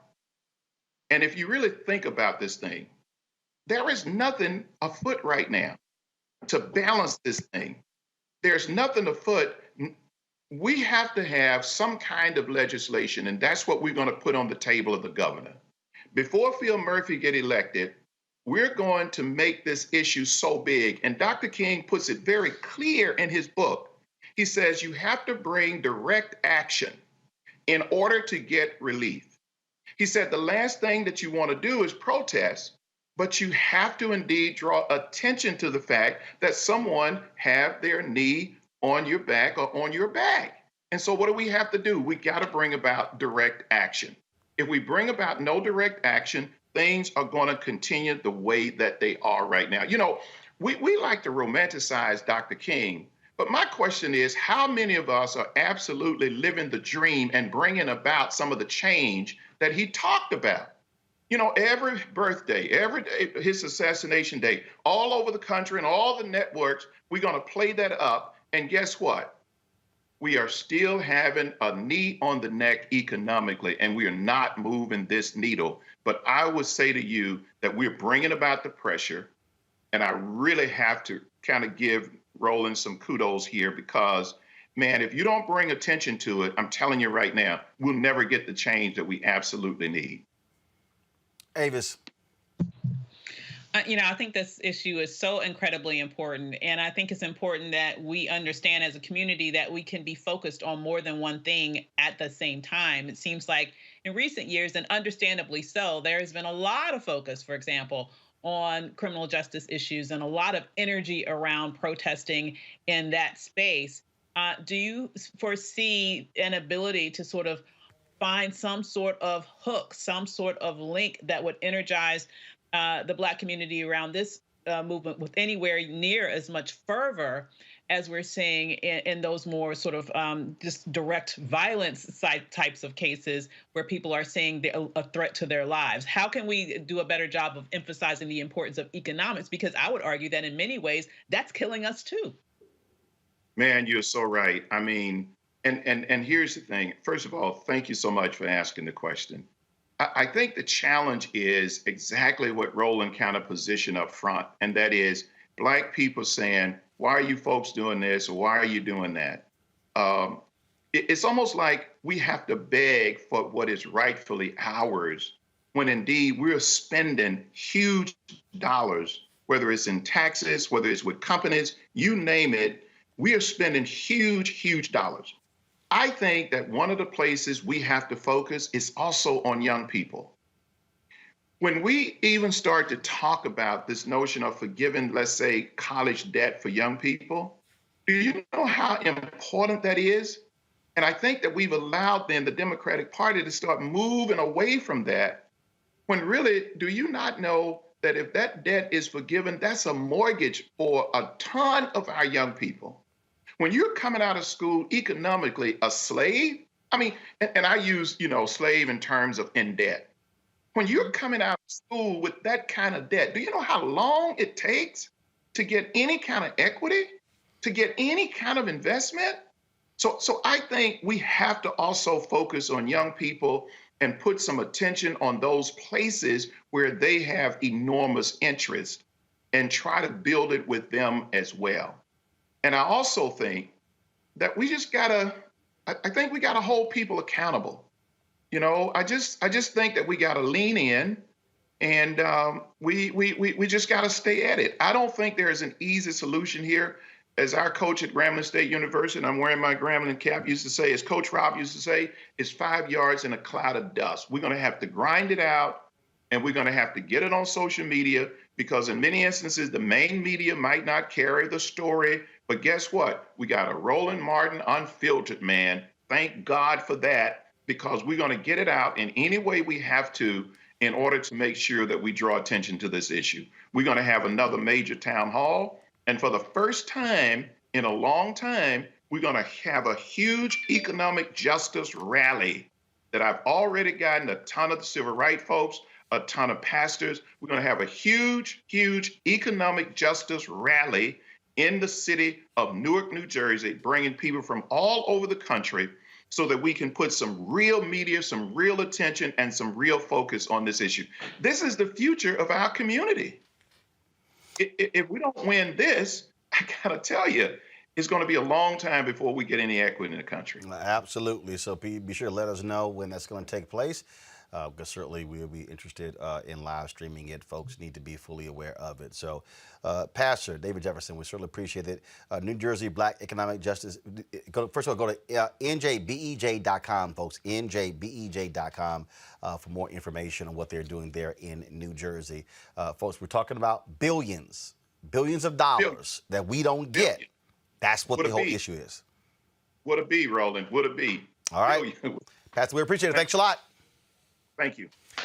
Let me actually also speak to that real quick, folks. Pull up what you see there on lower third there. So you might have seen, folks, at the bottom there. We actually had lower thirds there. So you see, where's our money? A little bit earlier, we had an ad that was running that for Nina Turner. If y'all can go ahead and put that up, that'd be great. And what's been very interesting, I've had people who have been commenting on social media. How dare you post a video of her on your Twitter feed and on your Instagram feed and on your Facebook page? I said, it's called paid advertising. I said, now here's what I find to be curious. I said, ABC, NBC, CBS, Fox, CNN, MSNBC, every local television station, every radio station, newspapers, magazines, podcasts, websites, they all do political advertising. But when black-owned media does it, folk like, oh, what you doing? Then I had people who would say, well, would you take advertising from her opponent? Yeah. All you got to do is call. See, what I need people watching to understand is that it's amazing the standard that folk have for black media they don't have for white media. It's amazing when they tell us what we can and cannot do and should not do, but don't say nothing when they do. How do y'all think we stay on the air? How do y'all think we going to Fort Worth on Wednesday to broadcast a parking lot rally with Deborah Peoples, who's trying to become the first black mayor of Fort Worth? How y'all think the airline tickets get paid for? And the hotel rooms? And the driver? And the security? And my production people? And then we're going to go to Tulsa on Thursday and be there for 6 days. How do you think the stuff get paid for? So I wish some of y'all would stop sitting here saying what black media, what we can and cannot do, when y'all don't say nothing when billions are being spent with white media. And all of a sudden, we get some political advertising, and oh man, you selling out, all that nonsense. And most of the folk who doing that, they ain't even joined our Bring the Funk fan club. Ain't giving a dime, and all they doing is commenting and watching for free. If y'all want to support what we do, please support us if joining our Bring the Funk fan club. Every dollar you give goes to support this show. Cash App, $RM Unfiltered, PayPal.me/R Martin Unfiltered, Venmo.com/RM Unfiltered, and Zelle is Roland@RolandSMartin.com. Folks, if you give on YouTube, don't forget, we only give 55 cents of every dollar you give there. So if you give us to us direct, then we get the full 100%. So we certainly appreciate that. Folks, next month, New York City is going to have their mayoral election, and it's a whole bunch of folks in the race. We've had several candidates on already. Our next guest, who is running for mayor, has served as a city as a police officer, and now he wants to be the next mayor of that city. He's running neck and neck in the polls with Andrew Yang. Eric Adams joins us right now on Roland Martin Unfiltered. Glad to have you back on. You were on before, borough president there in the Roland, I appreciate it. Thanks a lot. First of all, how is it going? You're broadcasting from a car, so clearly you must be on the road out there trying to make it happen. First of all, I just love your unfiltered show, because we need real talk right now. And let me just plant a seed, Brother Roland, which is crucial. My campaign is in the philosophy and theory of Archbishop Desmond Tutu. We spend a lifetime pulling people out of the river. No one goes upstream and prevent them from falling in the first place. All over the country, New York included, all we do is pull people out of the river of crime, homelessness, lack of education, all those issues we're seeing. There's no desire to stop folks from falling in the river because we have profitized and made money out of pulling people out of the river. And that's the difference between Eric Adams and everyone else that is running. What is your core message to African Americans in this city? Why should they and others be voting for you to be the next mayor of New York City? It's about ending inequalities, and those inequalities are created based on agencies within our cities. And this is not just a New York issue that I'm fighting for. It's a national issue. I'm going to get it right in New York, and it's going to cascade across the entire country. Cities are made up of agencies, and our agencies are creating the inequities and really the injustices throughout this entire country. Just look at the fact in New York City, 65% of Black and brown children are not don't meet proficiency every year. If you don't educate, you will incarcerate. 80% of the men and women at Rikers Island, our jail, don't have a high school diploma or equivalency diploma. I know how to take our city upstream, and I'm not just a cop. I was arrested by police officers and brutalized, and civil rights leaders asked me to go into policing to fight from within. I started 100 Blacks in Law Enforcement Who Care, and I was a civil rights leader in the police department and led the reform that you're seeing across this entire country right now. So when you talk about economics, look, New York, Wall Street, capital there as well. When we talk about African Americans, businesses, there are some that do well, but the bottom line is there's so many people who are being left out. How are you going to make sure that every city department, that those dollars that are flowing, the billions of dollars in that city, don't just go to folks who don't look like you and I? Well, let's be clear. Let's first start with the dollars that are coming from taxpayer dollars. We spend $22.5 billion a year in goods and service and procurements. Yet much of those dollars are leaving the city, and we don't see it recycled in our small businesses. I'm going to turn that game around. Number one, I'm going to hire a chief diversity officer when I walk into City Hall. Number two, I am telling all of my procurement officers in every agency, you ought to hand in your letter of resignation, and I will make the determination if I'm going to move on that. Number three, which is extremely important, that's not being done in New York at all, I'm going to put in place a real-time system where we can monitor our agencies in real time of how are you reaching the goals that I set up for you in procurements of goods and services, and we're going to zero in on those communities that were hardest hit by COVID virus. We will reach our numbers. We will judge them monthly. And if you're not reaching the numbers that I expect of you, I'm going to move on that letter of resignation and put a person in that understands the mission that Mayor Adams has set out for our city.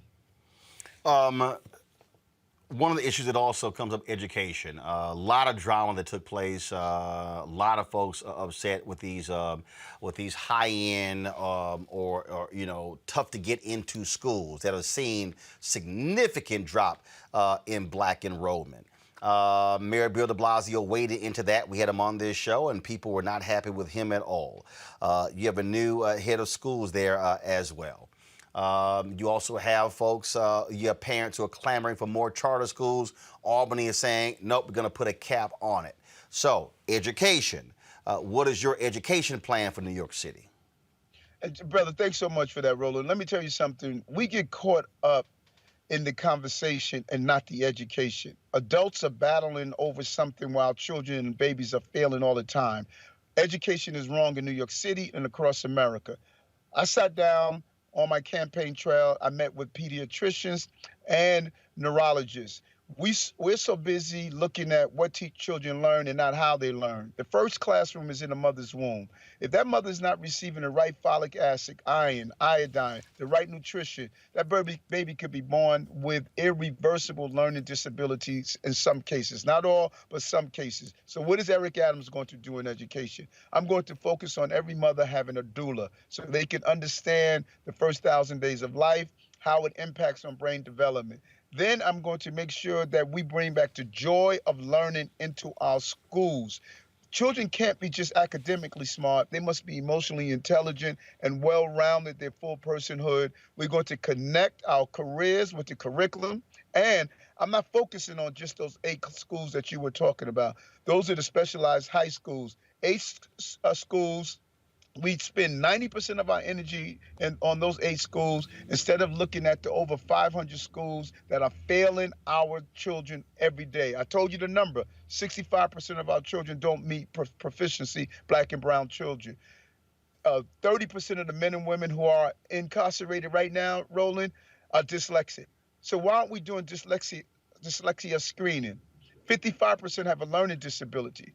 Why aren't we doing learning disabilities identification to give the support to parents so they don't end up incarcerated? Because we are downstream. I'm going to take my educational system upstream, everything from nutritional-based healthy food to learning how the skills they need to leaning into vocational training, pathway to college. We need to change how we are educating our children. Right now, we're just schooling and not educating. Extended school hours, universal tutorial for every child that needs it. Looking at our summer months so we don't have the summer slides. We're doing the wrong education because we're still following an agrarian calendar and an outdated method that is not prepared for the deep into the 21st century. Well, look, we certainly look forward to see what happens in this race. I know you have to go. We certainly appreciate it. Thank you so very much, and look forward to having you back on the show. Thank you. Take care, Roland. Stay unfiltered. Yes, sir. All day, every day. Take care. I appreciate it. Thanks a lot. All right, folks. That was, again, Eric Adams running for the mayor of New York City. Hey, to the other candidates, Maya Wiley, I've been trying to reach you. Andrew Yang, we've been trying to reach you. Let's see, Scott Stringer. Who are some of the other folks, some of the top candidates? We've been trying to reach all of them. We ain't heard from none of them. Hitting y'all on Twitter, DMing, calling. So I'm just saying. Just saying. Y'all might want to holler back. And same thing here, Speaker Nancy Pelosi. We've been trying to get you on for a year. It's amazing how you ain't got no time for us. But Chuck Schumer been on 4 times in the last year. Every major Democratic presidential candidate been on. The previous head and the new head of the Democratic National Committee has been on. The old head of the DNC has been on. Numerous U.S. senators have been on, members of Congress. Why is it that Speaker Nancy Pelosi don't do black media? It's interesting. Just saying. I don't know what Nancy's scared about. I ain't gonna bite. But it's amazing you got lots of time for CNN, MSNBC, but you can't come talk to black media. So Eric Adams, I certainly appreciate you talking with us. Folks, Don Winslow put this video together. He sent it to me, and I want to go ahead and show this video. No, y'all should have it over there. He put this video together to show you Republicans in this whole thing, y'all, when it comes to January 6th. Now, all of a sudden, they are saying they're going to filibuster. They're going to filibuster, y'all, the creation of the January 6th Commission. Do y'all see? They're going to filibuster. Do y'all know how unbelievably stupid this is? Do y'all know how ridiculous it is that what they're doing? And I saw an item the other day. I got a kick out of this one, Avis. Joe Manchin. Joe Manchin is angry and upset that Republicans are sitting here threatening to filibuster. Really? Really? Is that what is that what y'all doing? Is that what we doing now?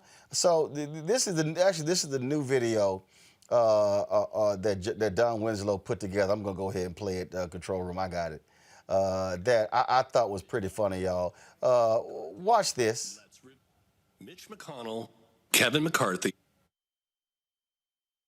Let's review. This is a dog. This is a cat. And this is a domestic terrorist attack. Any questions?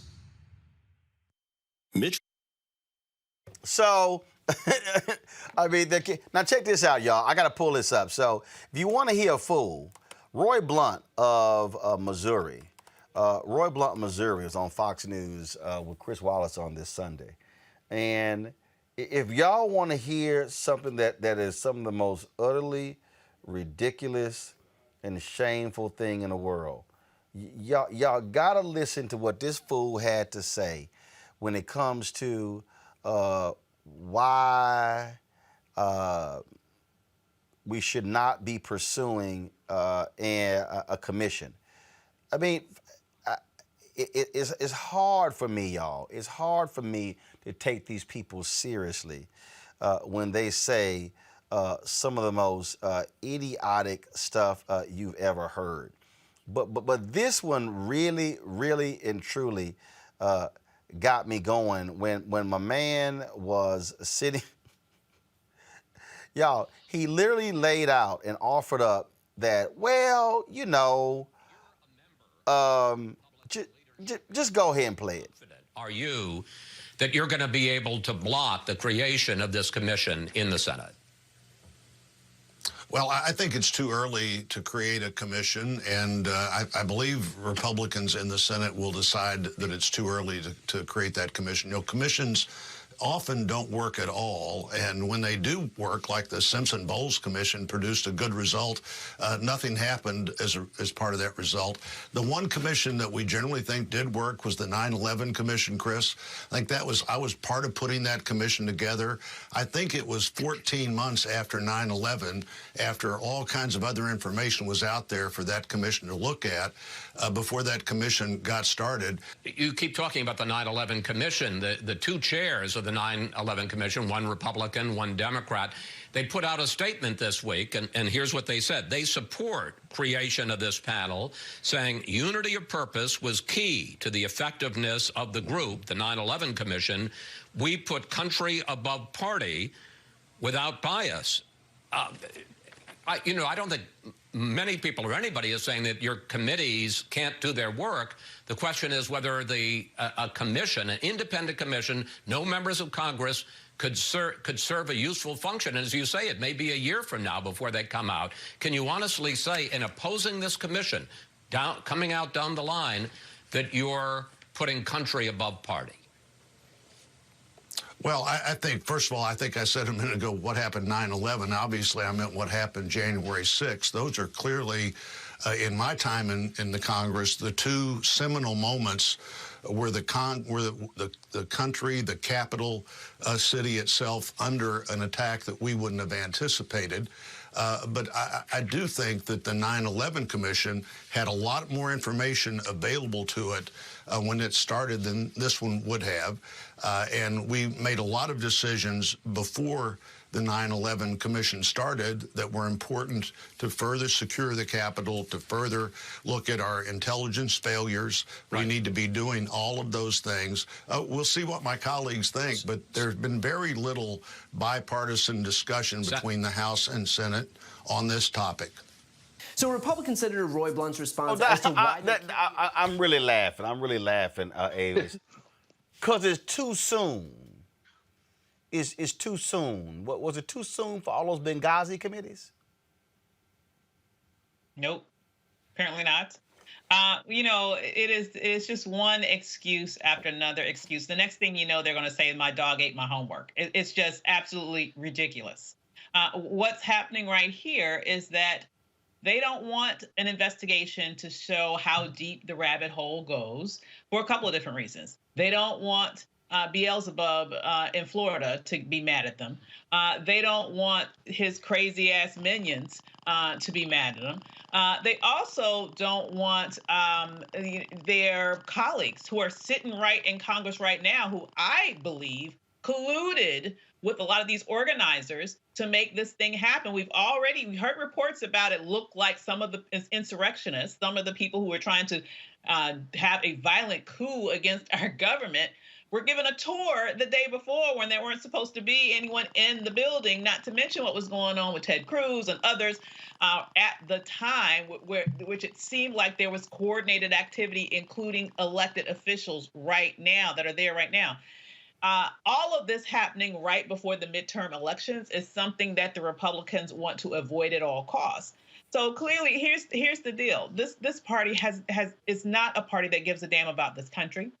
It's a party that only cares about power at all costs, absolute power, no matter what happens to anyone. Damn the policemen who got killed or pummeled and injured. Specifically, in the light of people who under any other circumstances would be talking about how much Blue Lives Matter. And so, what we're seeing here is just the same old thing where Republicans are trying to divert attention away from truth uncovering activity so that their coup approaching or affirming and behavior can be sort of can continue to go on in the dark as they continue to do anything that they can do in order to hold on to power. That's the whole deal. And this whole idea of, oh, no, there's so much more that we got to wait, we can learn more. Congo, isn't that the point of a commission? Absolutely, 100%. And what's ridiculous about what Blunt was saying was that, well, the commissions didn't really accomplish much and they didn't really make any real changes. Well, then you make sure that this commission has the power to implement the changes that didn't happen with the report that came from the 9/11 Commission. Look, at the end of the day, we have Capitol Police officers who still have to protect these guys who have issued statements saying this needs to be studied, who are being re-traumatized by these Republicans who were out there denying what actually happened to them. We're talking about police officers, as Dr. Weaver said, who were killed, but others who had parts of their fingers cut off, eyes gouged out, and the like. They're not getting any respect from these Republicans. And look, we understand that these guys were engaged and they're scared. And it was James Carville who said, we need to keep this in the front lines of the media every single day coming up into the midterms. And they're also scared of that. Look, these guys have never been about Blue Lives Matter. They've always been about retaining power. And we know that there were so many of them who are involved in this, and they don't want that story to come out. And yet this is another reason why the filibuster has to end. We had a Confederate flag flown in our Capitol. Enough should be said right there. Julian? These people there were witnesses to what happened on January 6th. They were there in the Capitol building. Their lives were threatened. These police officers were protecting their monkey behinds to their own detriment. And for them now to say, oh, gee, nothing happened or wasn't that bad or we can wait. No, we can't wait. This was one of the most horrible violations of our Capitol. And it was fueled by race. As Obakongo said, with a Confederate flag waving, but with a Black police officer being threatened, use the N-word some 15 times towards him, et cetera, et cetera, et cetera. The senator from Missouri has never been a bastion of brilliance. Quite the opposite. And so we're not surprised by anything that comes out of his mouth. But what we need to be doing is saying this has to be studied. If Nancy Pelosi, who won't come on your show, but she should, but if Pelosi has to do it as a Democratic thing, then let's do it that way. But this must be studied. We must get to the bottom of it. Names must be called. There are members of Congress. Hello, Marjorie Taylor Greene. There are members of Congress who are complicit in this. And we know that they are, and that needs to come out. Absolutely. All right, folks, I got to go to a break. When we come back, new music by Hezekiah Walker, as well as his collaborator in the music, Jason Clayborn. That's next on Roland Martin Unfiltered. Hello, I'm Nina Turner. My grandmother used to say, all you need in life are 3 bones. The wishbone to keep you dreaming, the jawbone to help you speak truth to power, and the backbone to keep you standing through it all. I'm running for Congress because you deserve a leader who will stand up fearlessly on your behalf. Together, we will deliver Medicare for all. Good jobs that pay a living wage and bold justice reform. I'm Nina Turner, and I approve this message. When you study the music, you get Black history by default. And so no other craft could carry as many words as rap music. I try to intertwine that and make that create whatever I'm supposed to send out to the universe. A rapper, for the longest period of time has gone through phases. I love the word. I hate what it's become, and to this generation, the way they visualize it. Its narrative kind of like has gotten away and spun away from, I guess, the ascension of Black people.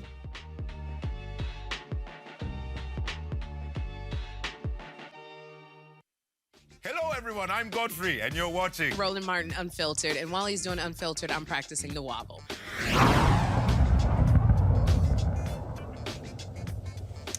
All right, folks, Hezekiah Walker and Jason Clayborn are teaming up for the re-release of the hit song, You're All I Need.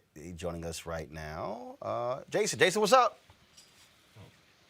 What's going on, man? How are you? Doing great. What caused y'all to say, you know what, let's just drop it again?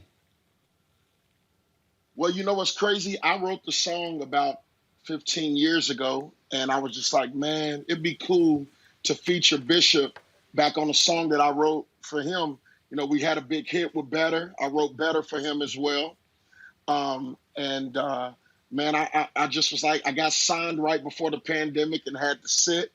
And I was like, man, well, what better way to put out an anthem that we had together that Bishop made popular and put it out and re-release it on my album. And so now you're doing that.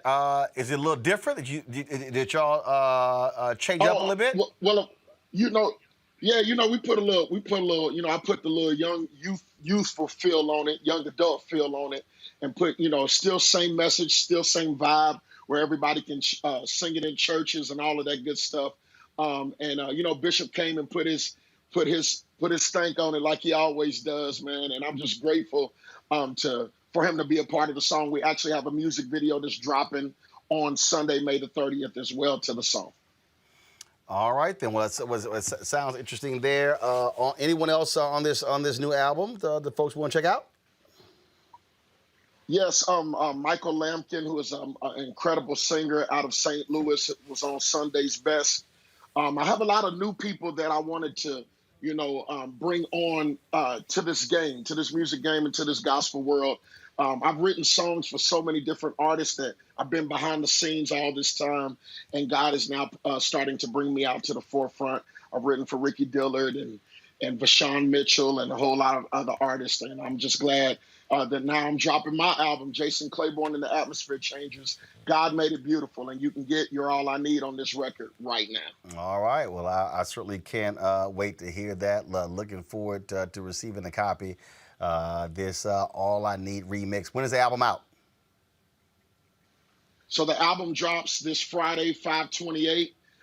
You get the full record, 13 songs. If you're looking for that God's Property, Natalie Wilson Sounds of Praise vibe from back in the 90s, that's the sound that we're bringing you on this album. 13 songs, no skips. It's a song on there for every generation, from the young people all the way to the senior citizen. We got something on there for everybody. All right. Jason Clayborn, man, we appreciate it. Looking forward to checking it out. And Bishop told me he's going to call you. All right. Tell him, hit a brother up. Yeah, he said he's going to hit you up. All right. Jason Clayborn, I appreciate that. All I Need a remix, and the album's out on Friday. Thank you, sir. Thank you so much. Thank you very much. Folks, there's nothing like a good old family reunion, but what happens if they choose to stay? That's the basis of Netflix's comedy family reunion.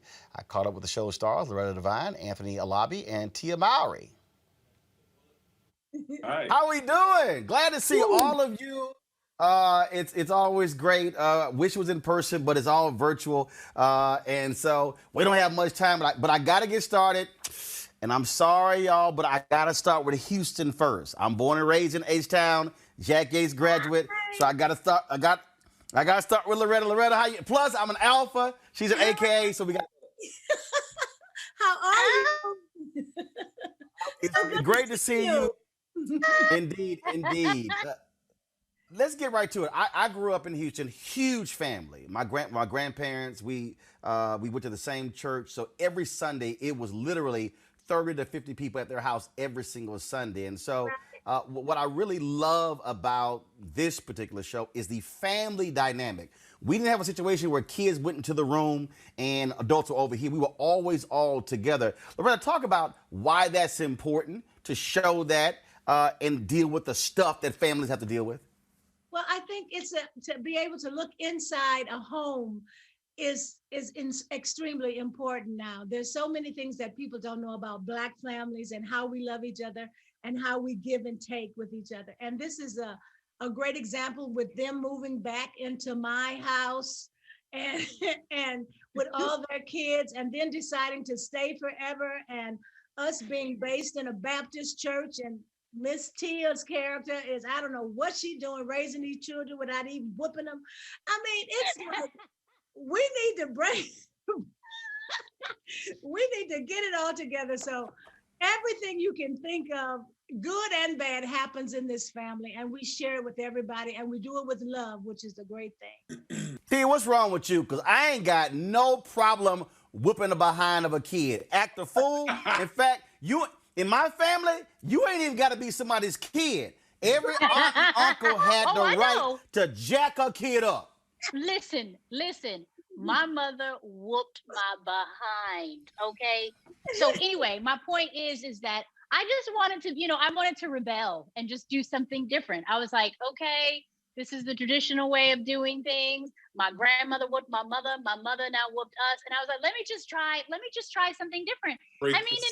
Loretta may think differently, but so far things are going well. Yeah. You don't have a teenager. I'm also, wait, Loretta, you know what it is? I'm also a psych major. So I studied growth and child development, and I've just learned other options. Help me, Anthony. Yeah, Anthony. Yeah. I was whooped. My mom was Puerto Rican and my dad's Nigerian, so I definitely got whooped. I personally, my kids are 4 and 2, so they're little, right? Tia, you have little kids, so we don't know yet. I'm sure once they turn 15, 16, it's going to be a lot easier to just smack them. Right? It'll be too late. 15. Early. You got to do it early. You can't wait till 15. You wait till 15. 15, way too late. Are we filming this? Because this seems like an episode of Family Reunion, right? Again, look, my mama had 7 brothers and sisters, 42 grandkids, about 80 plus great grand. Trust me, kids got jacked up. But also what I appreciate, and granted, some people are like, oh my God, y'all talking about whooping. But the other piece is we dealt with stuff. We dealt with religion. We used to have these debates, and when you were a kid, if you wanted to jump into the debate, the adults let you, but you didn't get treated like a kid. So if your points were stupid and idiotic, you got smacked with verbally with your points. So if you couldn't debate, don't step in here. Loretta, talk about again that importance of the conversations between family members together, as opposed to kids, adults, everybody separate, going your own way. Yeah, there was no separation, and the families were always loud. I mean, families, if you were in a really good, loving family, you had that volume. You could hear them, no, but this is my point, but this is my point, but this is how I feel. And I mean, everybody that could get in the conversation and hold their own, it was worth coming over for the food. See, Tia, when I was on CNN for 6 years, people say, man, you go hard on TV. I said, that ain't nothing. If you can survive the Lamont family debates, that's light work. Mm-hmm. Anthony, you had touched on this too, about just the family dynamic that we have on this show when it comes to parental guidance, right? It's about trying to find that balance with allowing our children to voice their opinion, to do what they want to do, but then they're learning by their own behavior and their consequences. It's not just all about us always just telling someone what to do. They have to go through it themselves. And I feel like it creates, independence. I love that with this show, we allow our children to have a voice, you know what I mean? And to stand up for whatever they feel or that they want to do. And no matter how Madeir guides them, with the belt, or if we just, guide them with an opinion, we let them be, and then they learn from that. And I think in my opinion, I think that's a great parenting tool.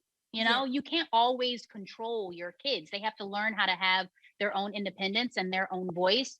And therefore, when they get out into the world, they have more weight and foundation into who they are as a person. And that's what matters. Anthony, she took all your time, but go ahead real quick. No. All good. Ditto what she said. I'm used to it. It's cool. All good. Well, look, Anthony, Tia, and Loretta, I certainly appreciate it. Yeah, Tia, you took all his time. They give me the rap. Anthony, like, can I say something? No, you guys. I agree with you. What you said is perfect. That's it. Get that bite. Yeah. Bottom line is, my daddy said, when you get your own opinion, you paying all your own bills. Yeah. Loretta, Anthony, Tia, I appreciate it. Look forward to the family reunion. Thank you so very much. Anyways, I do get a kick out of these folk who have this whole attitude. I'm serious. This is just me. I know some of these new wave, new folk. I'm sorry where I come from. If your ass ain't paying all your bills, I don't really know how these kids think they got an opinion. I get to express myself. No, it's like you can do what I did. You can express yourself to your damn self when you in my room that you live in, but you don't get to express it back to me, to my face. Yeah, I don't know. I encourage my children. I think there's a different. You want to encourage children to be able to express themselves. And there's a difference between being disrespectful. No. You encourage them to express themselves elsewhere. My children have had excellent vocabularies and oratorical skills. I have a son who is a national oratory winner. That happens because from a very young age, he was expressing himself. No, that happens because his ass read. You made him go to sleep early. That means he did some homework. That's why that happened. So it's just real interesting to me as I watch folk today raise kids on Congo. And I just sit there and I'm like, I know your ass ain't just gonna let them just talk like that. Okay. I'm somewhere in between. I definitely with Dr. DeWeaver in terms both of y'all soft. But the kids also know that we don't play. At the same time, yeah, all right. Who's in charge? Do either one of y'all have a look? Absolutely. Of course. What is it? I have stopped people dead in the. No. What? Hold up. What? Hold on. Right here. What's your look? Full screen, Henry. What's your? There ain't no damn look. That's called I'm curious. Congo, what's your look? That ain't no damn look. That say I'm constipated. Julian, go ahead, comment please on this. Well, first of all, my look takes my glasses off and looks straight at you like, don't you say another you know what word. But I don't necessarily think we have to whip children. I mean, we were whipped in enslavement. First of all, I wasn't talking just about whipping. I'm just simply saying them even running their mouths. Like, first of all, do y'all abide by the theory, this my room, when the kids say it? If your kid... hell no. Oh, hell no. Congo. You in my house. I remember having my nephews here one time, and the boy told me he deserved his privacy. I said, here's the mortgage. The month you pay mortgage, you get privacy. Until then, you up in my house. And that's just that. He called his mother and said, she won't let me have any privacy. She said, well, you in her house. Congo? I'm with that. What's mine is mine. It's my house. So, I'm with that 100%. All right. So, Avis, for your cheering, Do you make it clear the phone they use and the Wi-Fi they own that ain't theirs? Oh, absolutely. They understand that all of that stuff costs money. But also, I have encouraged entrepreneurial ways. I have a kid who in second grade got sent to the office because he was selling paper airplanes. He was so good at selling paper airplanes on the playground that all the kids were spending their lunch money with him instead of spending it on lunch. So, it kind of encouraged entrepreneurial ways for my kids to be able to make their own money to get some of the things they wanted. Hey, all I'm simply saying is, what gets me with children, how they think we don't know what's disrespectful. Like we don't know what the hell. Oh yeah. Like we don't know what the side is, and the whole, the look off, like, like when your ass, so let me go for y'all don't know. This what that means, when your ass gonna be done. See, we all know what that means. See, and so I'm telling look, all I'm saying, look, I get folk new, but I'm telling y'all, I'm a firm believer. Some things that are old school should remain new school. And I had somebody just said, oh, the previous generation failed us. No. The problem is when that next generation go, I don't want to do that to my kid because I didn't like it when it was done to me. And that's why you're going to have an ignorant-ass kid acting a fool with you. Roland, I had this aunt. She was a great aunt, my grandmother's sister. And I was sent to stay with her one summer. You see me rolling my eyes because that was hell. But that lady will whip you in the morning for stuff you contemplated doing. You get up in the morning and she's like, smack up. What's that for? Some devilment you're going to get into today? Oh, I was so grateful when that summer was over with. But did it keep you in line? Pretty much. Right. See, it's amazing how, truth be told, it worked. It's amazing how that all always come out in the end there. All right, y'all can check out Family Reunion on Netflix. It's streaming right now. Avis Amakongo, Julian, I certainly appreciate that. If some of y'all got kids out of control, feel free. Look, I have them straight in 3 days. 3 days. 3 days. Wow. 3 days. 3 days. And the last day and a half is just for good measure. They'll be straight in the first 36 hours. Oh my goodness. You better start charging for that. No, I'm trying to tell you. I ain't got a problem. Y'all don't understand. I will jack up. I never forget. Y'all, the true story. We were at my brother's house and I asked his daughter to do something. And she was sitting about 10 feet in front of me. I said, turn TV down. And no, matter of fact, no, he was in the kitchen. That's how it started. He was in the kitchen. He was cooking. And he called her name and she ain't moved. Now, I'm there. I'm reading the book and I was like, then he called her name again. He called her name 4 times. And I was like, did he just call her name 4 times? Her ass didn't move. I was like, all right, this all new, because him and his wife had told me, they didn't spank they child. I was like, yeah, okay, I don't know what house she grew up in. I know what house you grew up in, and I don't know. But anyway, 4 times he called her name. So the TV was real loud, and I said, Lizzie, turn the TV down. She ain't moved. Y'all, she ain't even 10 feet in front. I said, Lizzie, turn that TV down. She ain't moved. I said, turn the TV down. I snatched her ass. My brother's like, now look, now you see, now remember, we don't spank Lizzie. I said, oh, it's all cool. I'ma beat her ass. Y'all don't spank her. So your rules are still in place, but ain't no way in hell I'ma have a little child get called, ignore me 4 times and not be a response. Oh, she got jacked up. She ain't do it again. I bet she hear my damn voice in her sleep.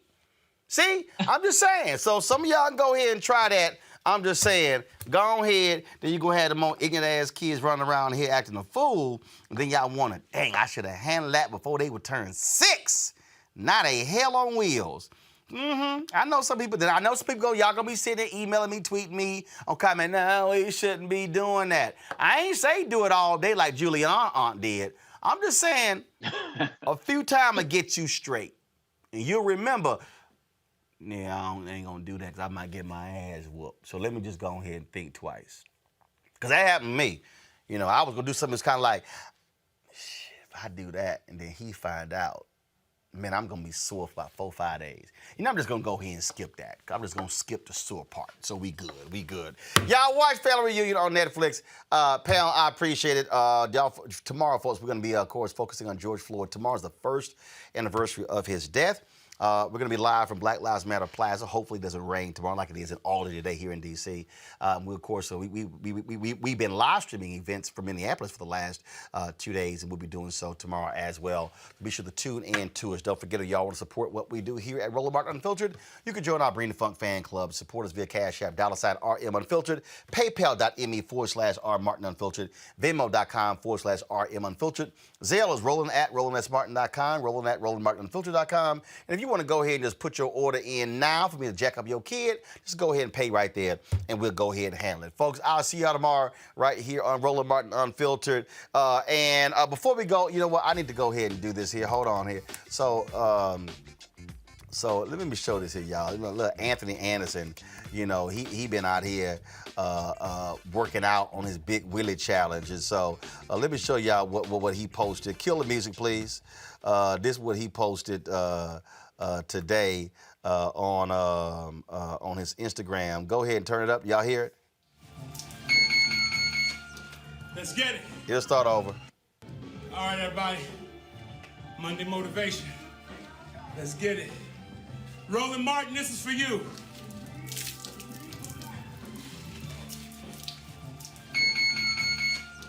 Let's get it. I don't know why in the hell he went a trash bag just to sweat losing weight. Anthony, seriously? And I told Anthony, the reason he did that, y'all called me out, I told Anthony that he had a water bottle and he poured it down his shirt and then lifted it up to make it seem like he was sweating. He ain't fooling me, sitting here working out wearing some damn scuba gear. All right, y'all, I'm going to see y'all tomorrow. Ha!